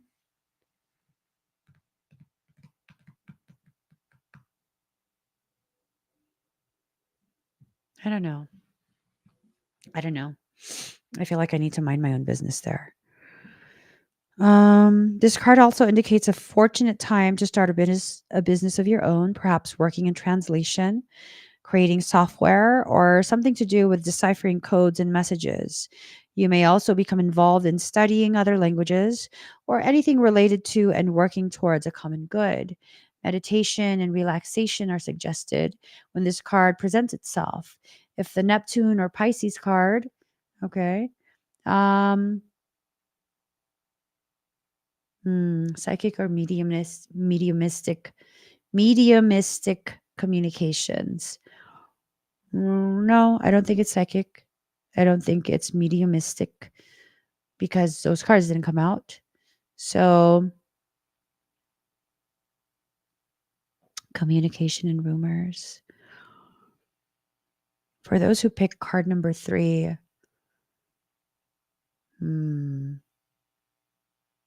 coming to clearer choices. Vacillation. Mm, this back and forth, back and forth, back and forth, right? Hesitation about stepping into situations, coming to clearer choices, objectivity, closing down emotionally and relying on common sense, turning cold on someone, someone turning cold on you. Ooh. Okay. So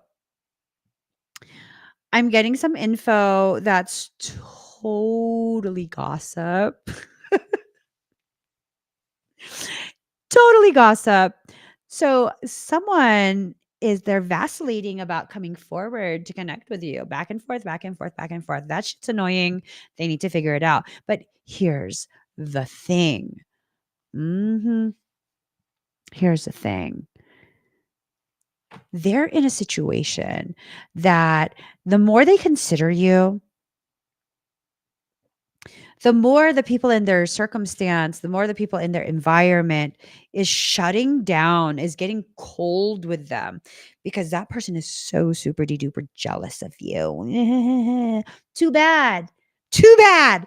They can be jealous all they want because you're fabulous. Your fabulosity has nothing to do with being petty. They're petty because they keep trying to compare themselves to you. Oh, well, that's not working out. So you should probably stop. It's not your fault that you're fabulous. You know what I'm saying? It's not your fault that you are fabulous. This person absolutely faults you for being fabulous because they can't keep up with you. So, whoever the other person is that keeps vacillating back and forth, I mean, do you really want this? Do you really want this? Because I'm personally, I'd be like, pass. No, thank you. Pass. No, thank you. No whammy, no whammy, no whammy, big bucks. Pass. I mean, this feels like it's just too much drama. It feels like it's too much drama. The juice is not worth the squeeze. The juice is not worth the squeeze. Please, it's not like it's a protein drink. It's just juice. It's just some sugary liquid sugar. I don't know. I don't know that is this person worth it to you? I don't know, but I also have Capricorn in my Venus. So I'm like that with everybody until suddenly I'm like, "Oh, but you're so worth it." At which point I'm never letting go. I will be obsessed with you for a very long time. But it takes a lot to get me there. I mean, to date, only one person has been able to get me there. And look, poor guy, been stuck with me for 20 something years. So you got to make sure that this person is worth it. This is a lot of drama that you have to deal with because they can't quite seem to figure themselves out. Back and forth and back and forth and back and forth. For what? Why? They like you a lot. They can't get past it. You are the dream. You're their dream person. You are. You're their dream person. I don't know. All my faces is because I'm hungry now.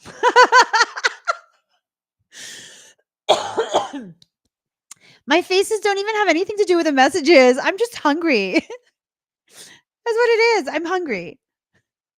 But I don't know. This person really likes you. Are you going to give them a chance? I mean, are you available to give them a chance?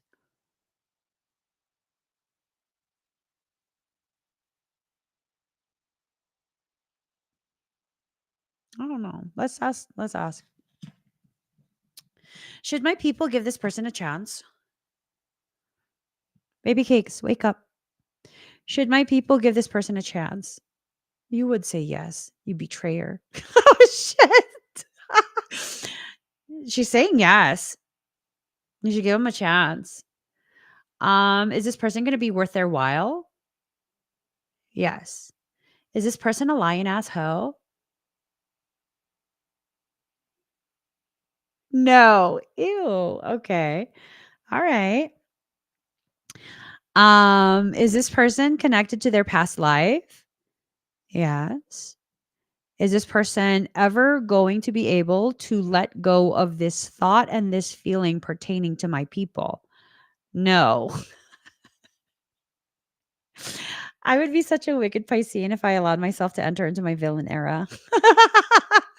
I would. You better make sure I'm fed 24 hours a day. Because what else do you want me to ask this what else do you want to know? um is this person worth giving a chance to? Yes. Does this person have plans of being long term? Yes. Is this person a liar? No. I guess. Is this person toxic? No.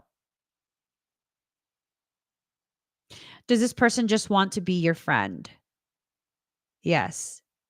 Do they want to just be your friend from the start and have plans to be more than your friend later on?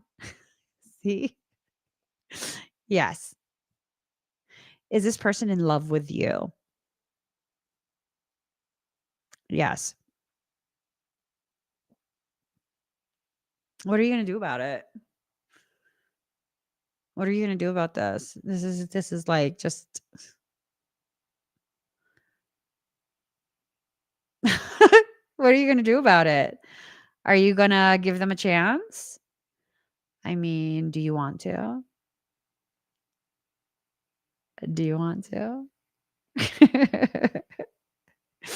I'm just teasing you guys because I don't know what you should do.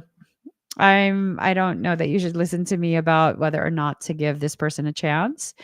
I think you need to first make sure that um your person, whoever this is for you, does not have some extracurricular stuff happening because no. Hold on. Does their person still have romantic attachments to another person? You see that? Mhm. Does their person still have romantic attachments to another person? Yes. Are they still in a full-on relationship with someone? No. But so does their person have a romantic attachment to another individual to simply hold the place until they are with you? Yes. Is this person full of shit? Hold on. Is this person full of shit? No. Are they going to play a game with you? Is this all just a game? No. Are they going to be worth your time? Yes. No, no. I don't know. I mean, you could listen to the pendulum if you want, but eh, if you have an attachment to someone else, you have attachment issues. Uh,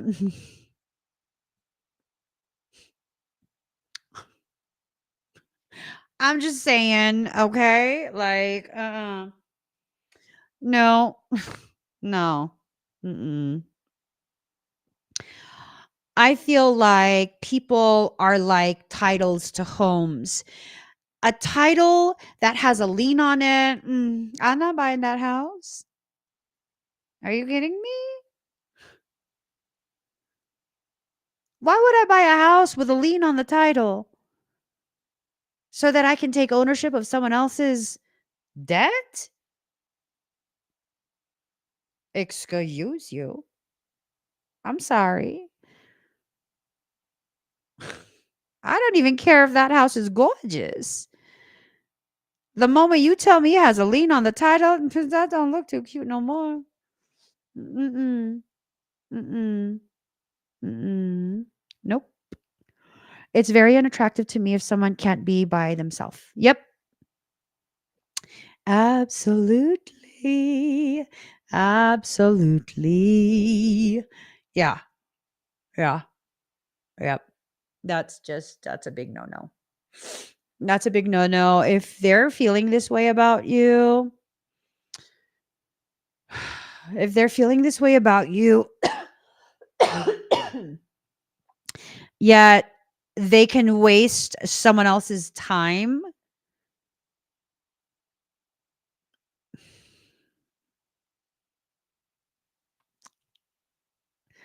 I don't I don't know. It just I kn- no, no. That's just stringing someone else along. It's kind of like using them as a security blanket, like a safety net, just in case. I mean, just in case I don't make it home tonight, let me make love to you for the last time, baby. Dooby dooby doo doo dooby dooby doo doo doo doo doo. Just in case.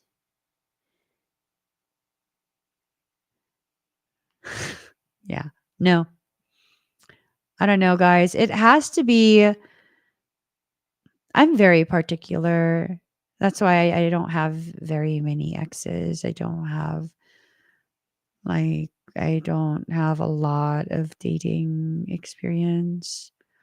I'm just very particular. Like, uh-uh. I'm good off all of that. I just am. Now, if you guys are okay with it, what the fuck? Why are you okay with it? Why are you okay with that? Like, why are you okay with that?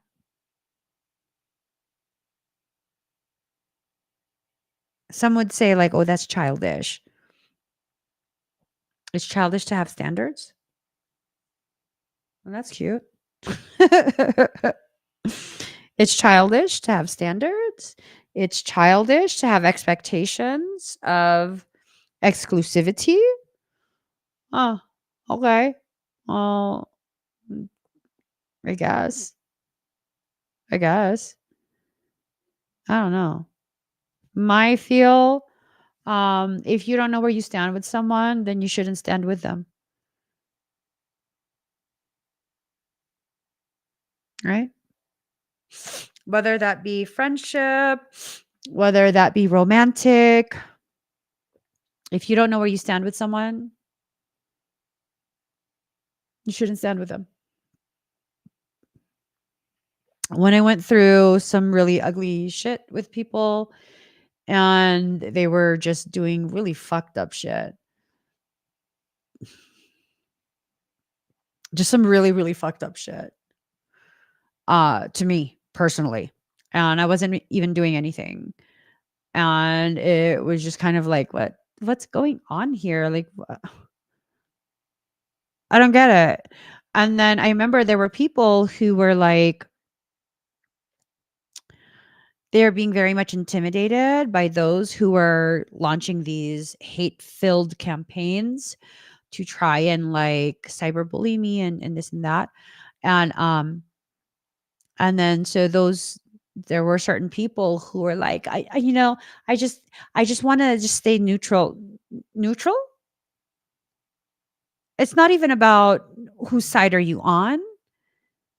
It's about what kind of fucking lack of integrity do you have to be silent and complicit with such horrendous maltreatment of an individual with zero provocation. right? Like, no, let me help you out. You're out. You're out. I'm learning. It's taking me so long to learn this. But I have learned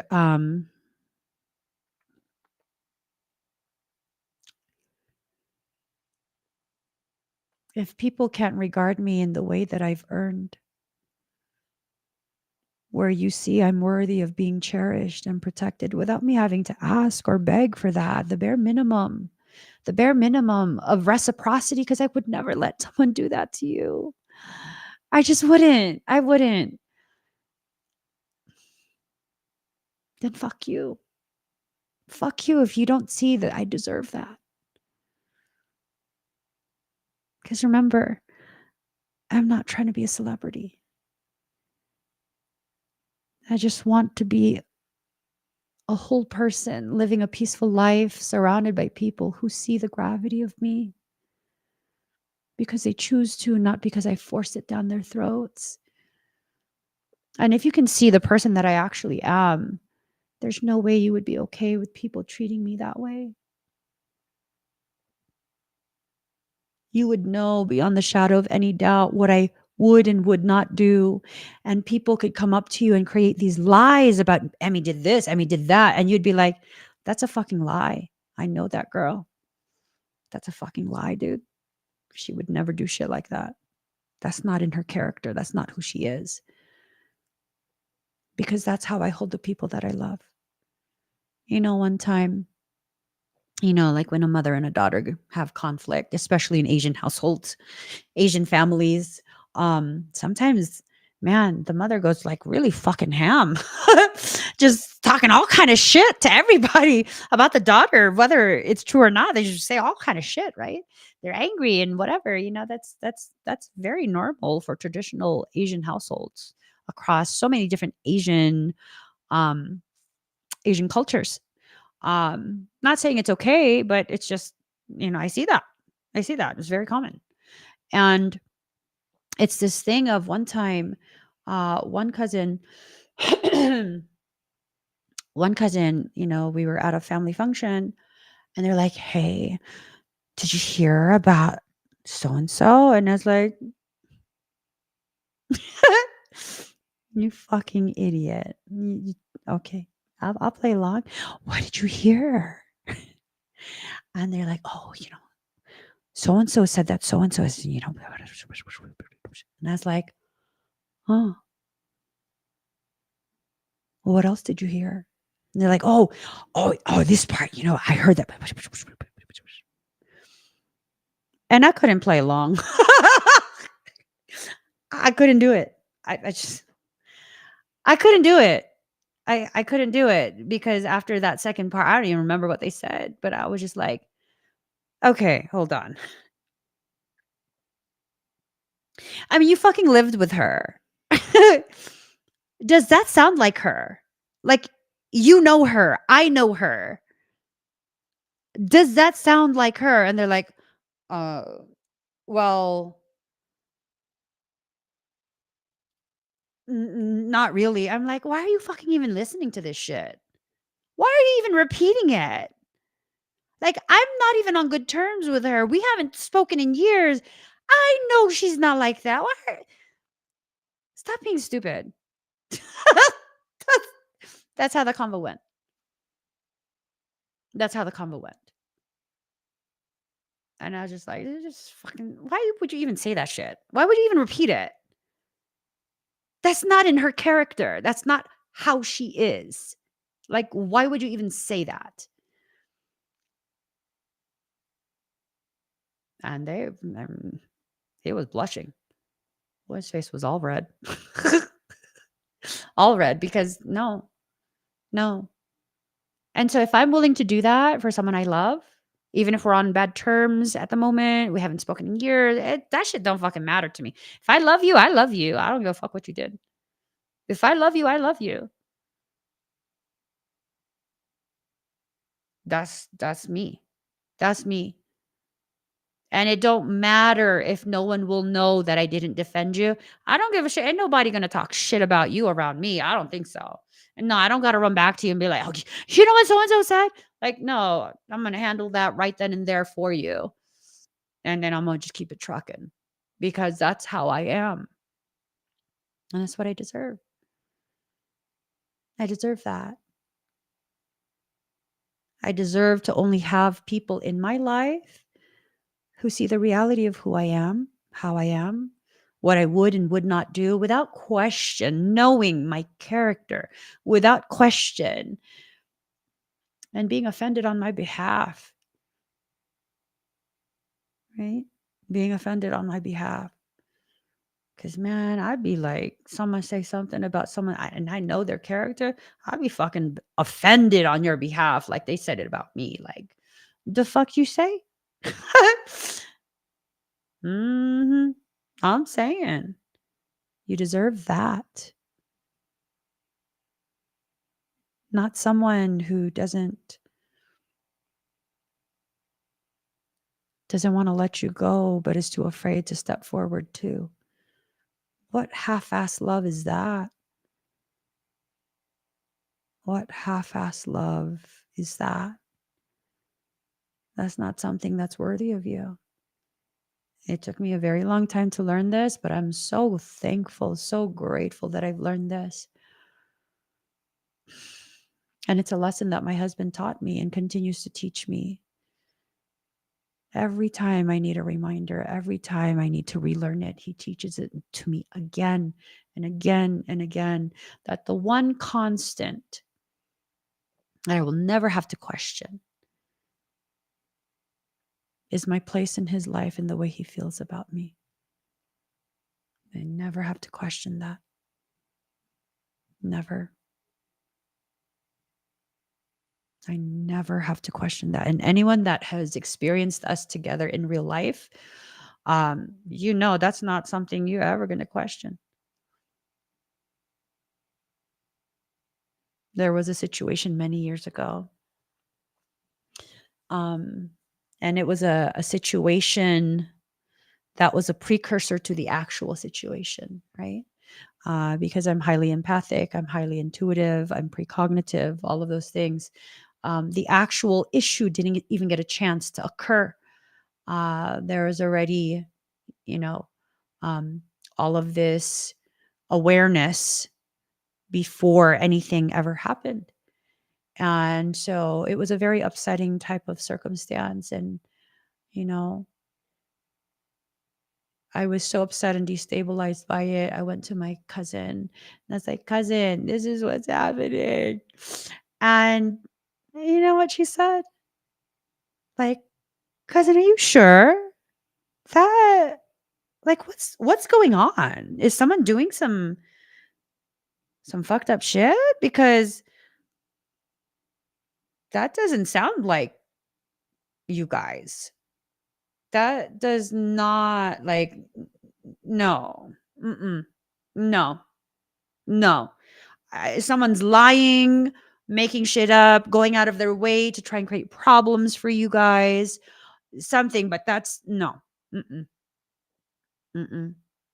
And she was in such disbelief that she yells across the room or on the phone. She yells across the room for her her fiance and tells him the situation. He's like, "No, nope, that's some bullshit. No, that's not true." And I was like, I'm telling you guys. I'm telling you guys. This is what's happening. It's not like a rumor. This is what's happening. And they're like, that someone's doing witchcraft or some shit because no, this is not. Nope. This is not. This is not. Right? It's not. And you know what? And that was many, many years ago. Someone was doing witchcraft. And had I not intervened, had I not detected and intervened, um, it would have progressed into what would have been an actual issue. But everyone that knows my husband and I knew, nope, that is not even within the realm of possibility. That's a lie.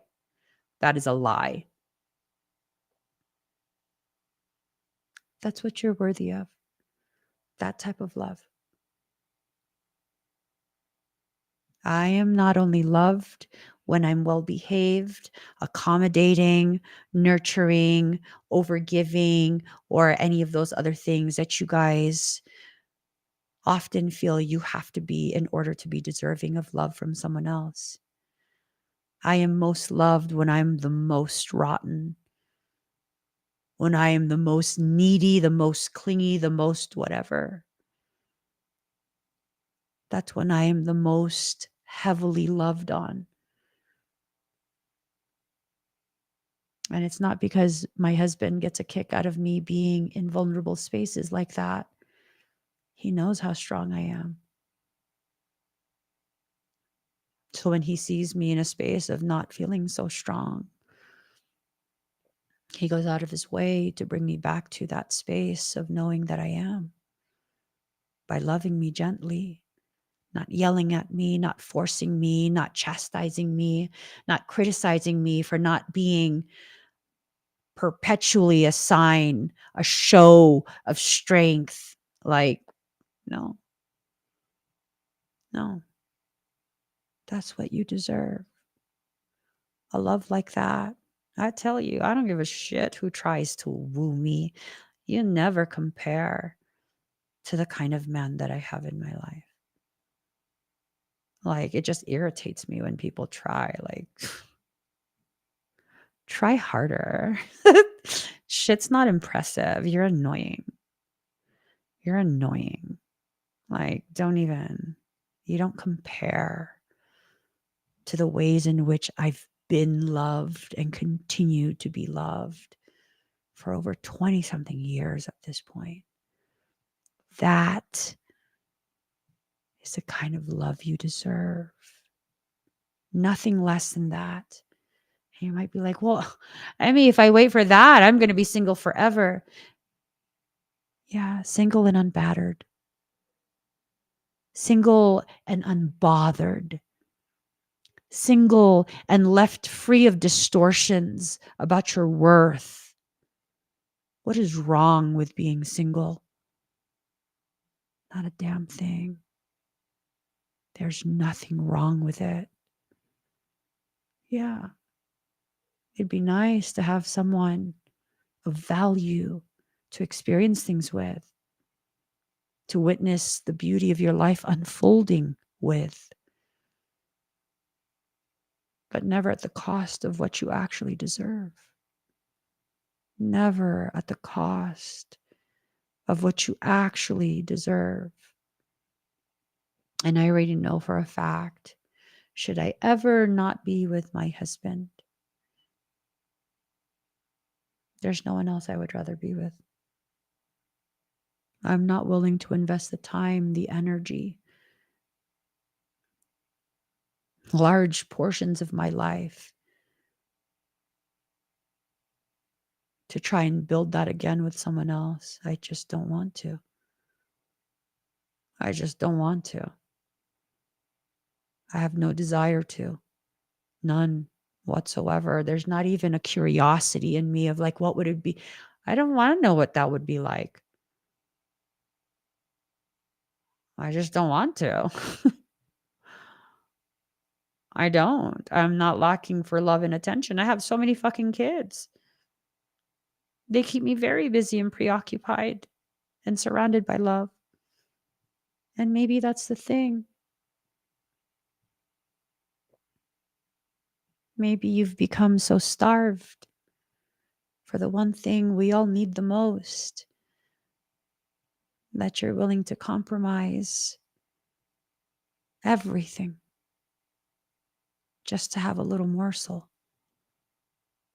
no matter how toxic that piece is. Don't do it. Don't do it. It's not worth it. Wait for what you deserve. Wait for what you deserve. It will taste that much sweeter once it's actually placed in front of you. It will taste that much sweeter. It will. And some of you might be like, oh, that's easy for you to say because you've been married for 20 something years.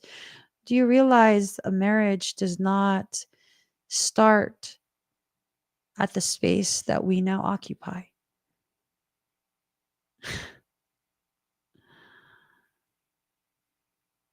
We had to build this together. We had to go through a lot together and continue to choose to be together. Like, I have a real relationship. It's not a fairy tale. My husband is a completely different man than the person I first met when we were so young. He's a completely different person with a completely different idea of what priorities are. I am a different woman. We are different people. And it took 20 something years to get us to this point. A point where I'm very clear within myself of what I want, what I do not want, what my expectations are, and what I deserve.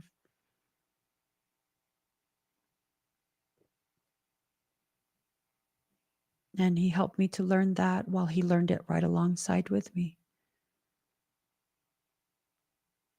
You see, I see on social media, I don't know why, maybe demonic shit is trying to create fucking issues within myself. This thing of I see so many women like, oh my God, it's just so exhausting that I have to tell my husband what I want. He should just know. Are you fucking kidding me right now?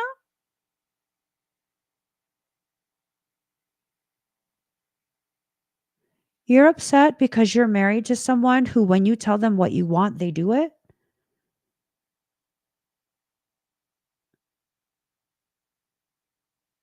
I'm sorry, what?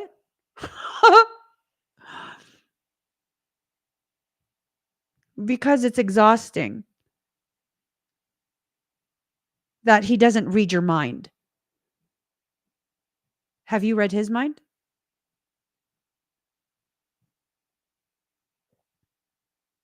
Have you read his mind? Have you had a really, really bad, very rough day and your body is aching? And when you get home, you choose to go ahead and cook his favorite meal and then give him a foot rub because he must be exhausted. And he shouldn't have to ask for this, okay? Because fucking be a wife, right? Be a wife. Just do it. Like why can't you have that waiting? Why does he have to ask? That's so exhausting. He spent the whole day being your man. Like why do you have to ask? Sounds stupid, huh? Sounds fucking obnoxious, doesn't it? Yeah, because it is.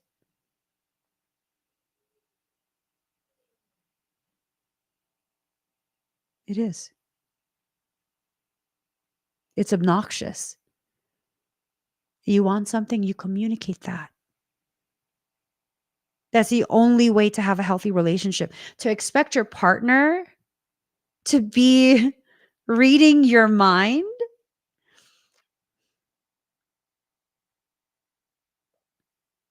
your relationship will never last. It will not work because the degree of selfishness and entitlement that social media programs you to think is normal is some really sabotage type level shit.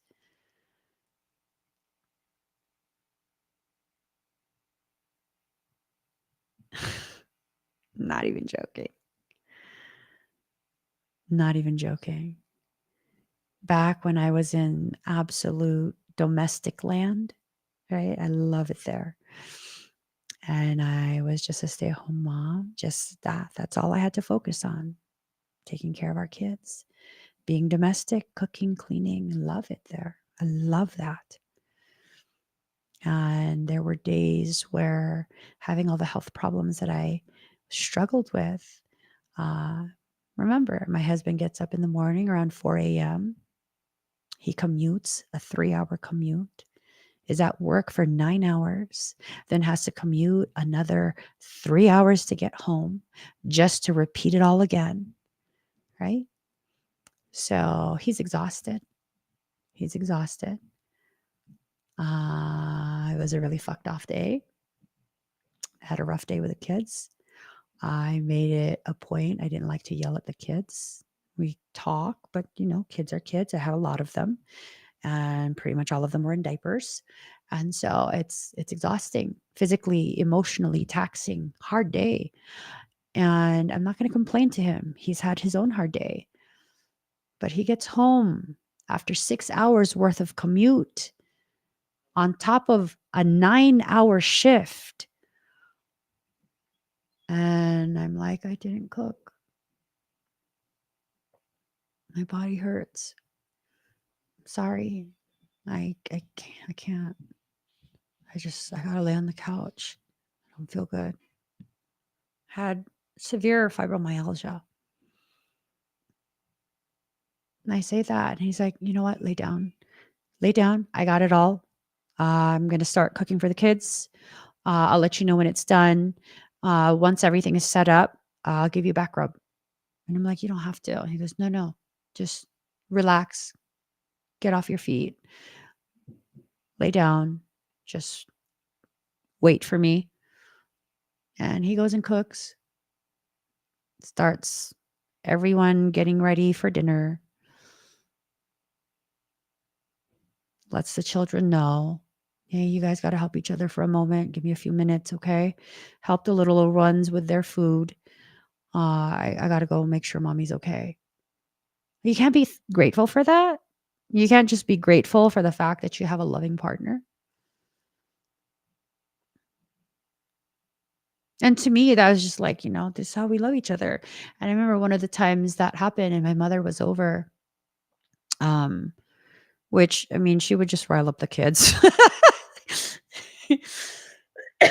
She would just rile up the kids more. So it was just like, yeah, no, I'm not even asking you to babysit or anything like that. But she was over and she saw that whole dynamic play out. And I still very distinctly remember this. She's like, you're so lazy. Oh my God.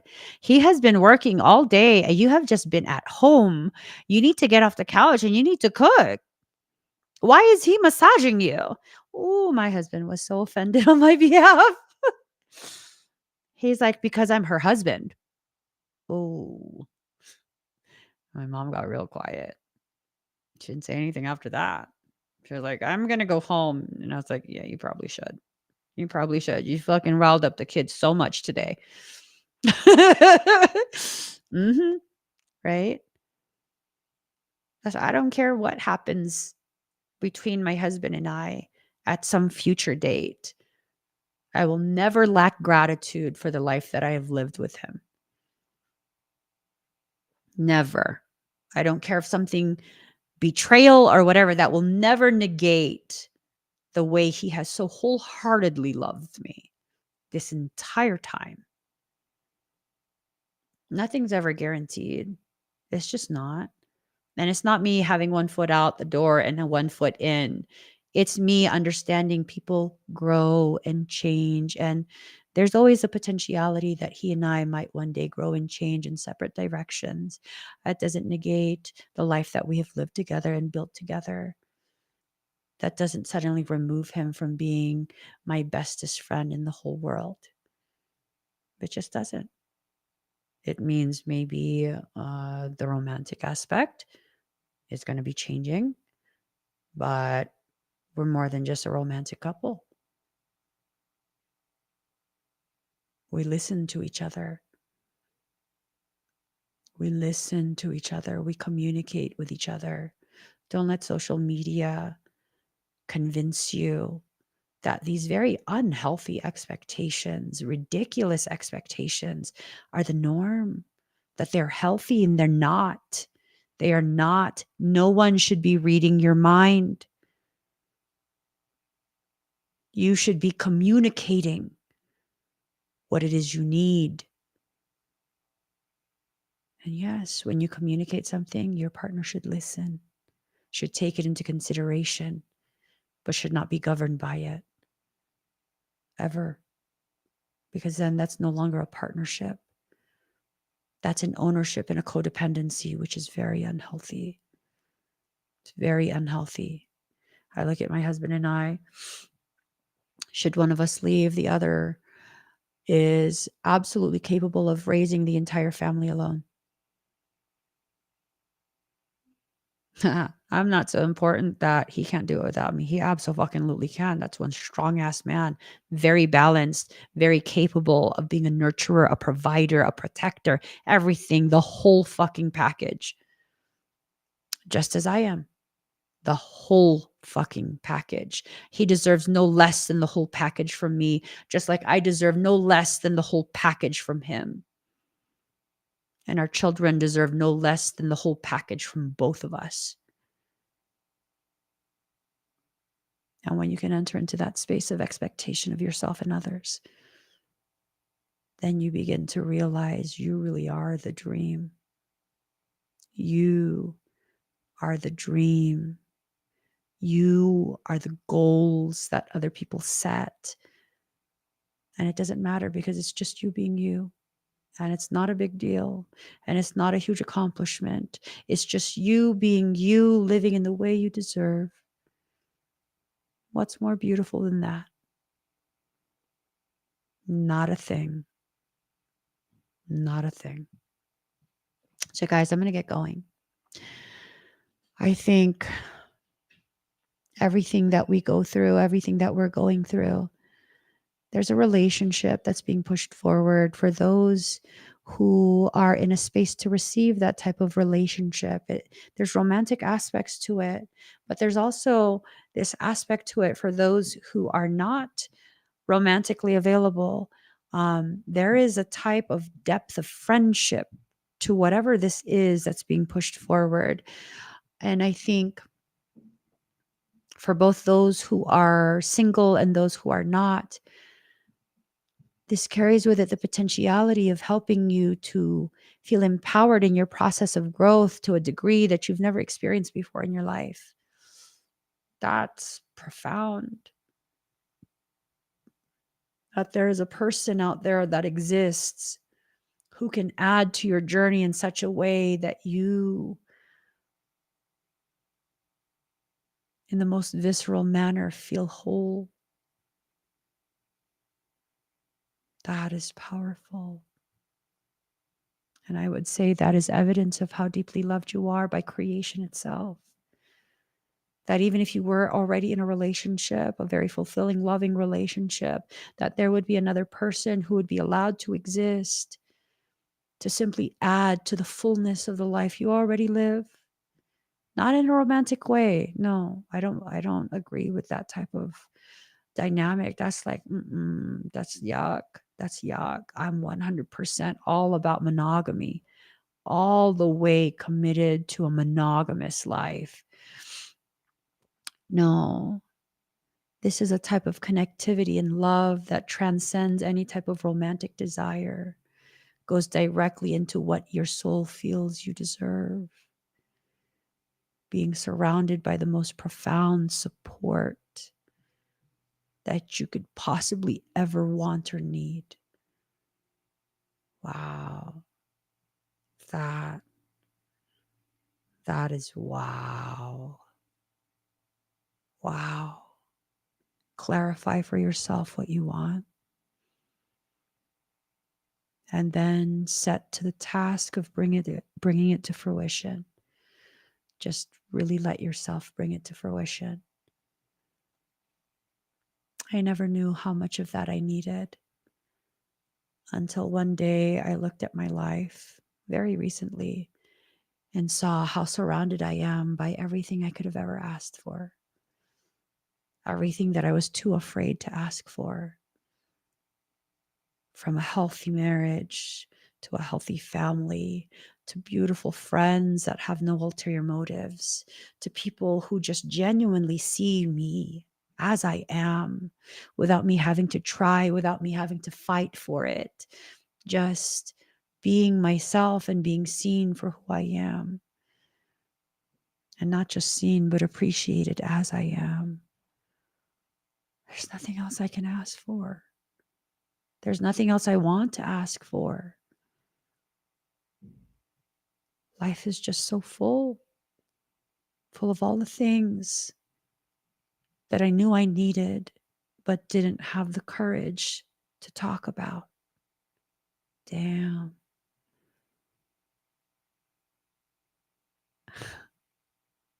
Having all that, recognizing it, there's no way I could ever let myself be less than what I actually am, because to be less than what I am, what I'm intended, designed to be, is to drop out of that space of being worthy of the life I have right now. I don't ever not want to be worthy of that. So let me keep pushing my growth, my healing, my relationship development with my soul. Let me keep pushing that. And on the days I don't think I can push it any further, that is, I sit in this space with all of you and I realize I don't have to push it. It just moves on its own and continues to grow and expand and evolve in every single way that I need it to. There's a beautiful grand design, a very divine design. And all you have to do is let it happen. Let it happen. Guys, please give this video a thumbs up. If you haven't already subscribed, please do subscribe. Turn on that notification bell. Tonight, I'm going to be working on the different offerings I have for the 12/12 portal that's coming up in 2 days. It's going to be different this time. Okay. I plan to have available. I'm nervous. I'm nervous, but this is the plan that Soul has been telling me. I plan to have available options for those with health concerns, health problems. I plan to work on those things while live streaming. Michael and my soul say I can no longer use morphogenetic work as a crutch, meaning it makes me so nervous. Meaning my work will be transitioning from morphogenetic recodements to messianic work.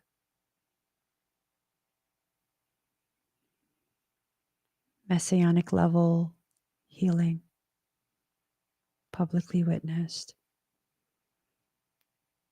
It's time for the world to see, be it slowly or not. It's time for the world to see the capabilities of a human willing to love.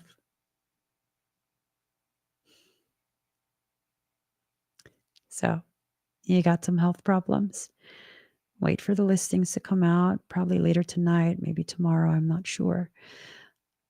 Wait for it. Wait for it and consider joining. I will be live on 12/12. I won't be doing a fire ceremony. I will be doing ceremony of light. I can't inhale smoke. I will die. No, I won't die. But I really need to baby my lungs right now still. So yeah. Here's to doing things even when we're unsure and uncomfortable. I know what I'm capable of. And it's time for me to allow myself to live up to that capacity with no restrictions and no hiding. I'll see you guys again very soon. Please give this video a thumbs up if you haven't already subscribed. Please do subscribe, turn on that notification bell, join me when I'm live. And again, I'll see you guys again very soon.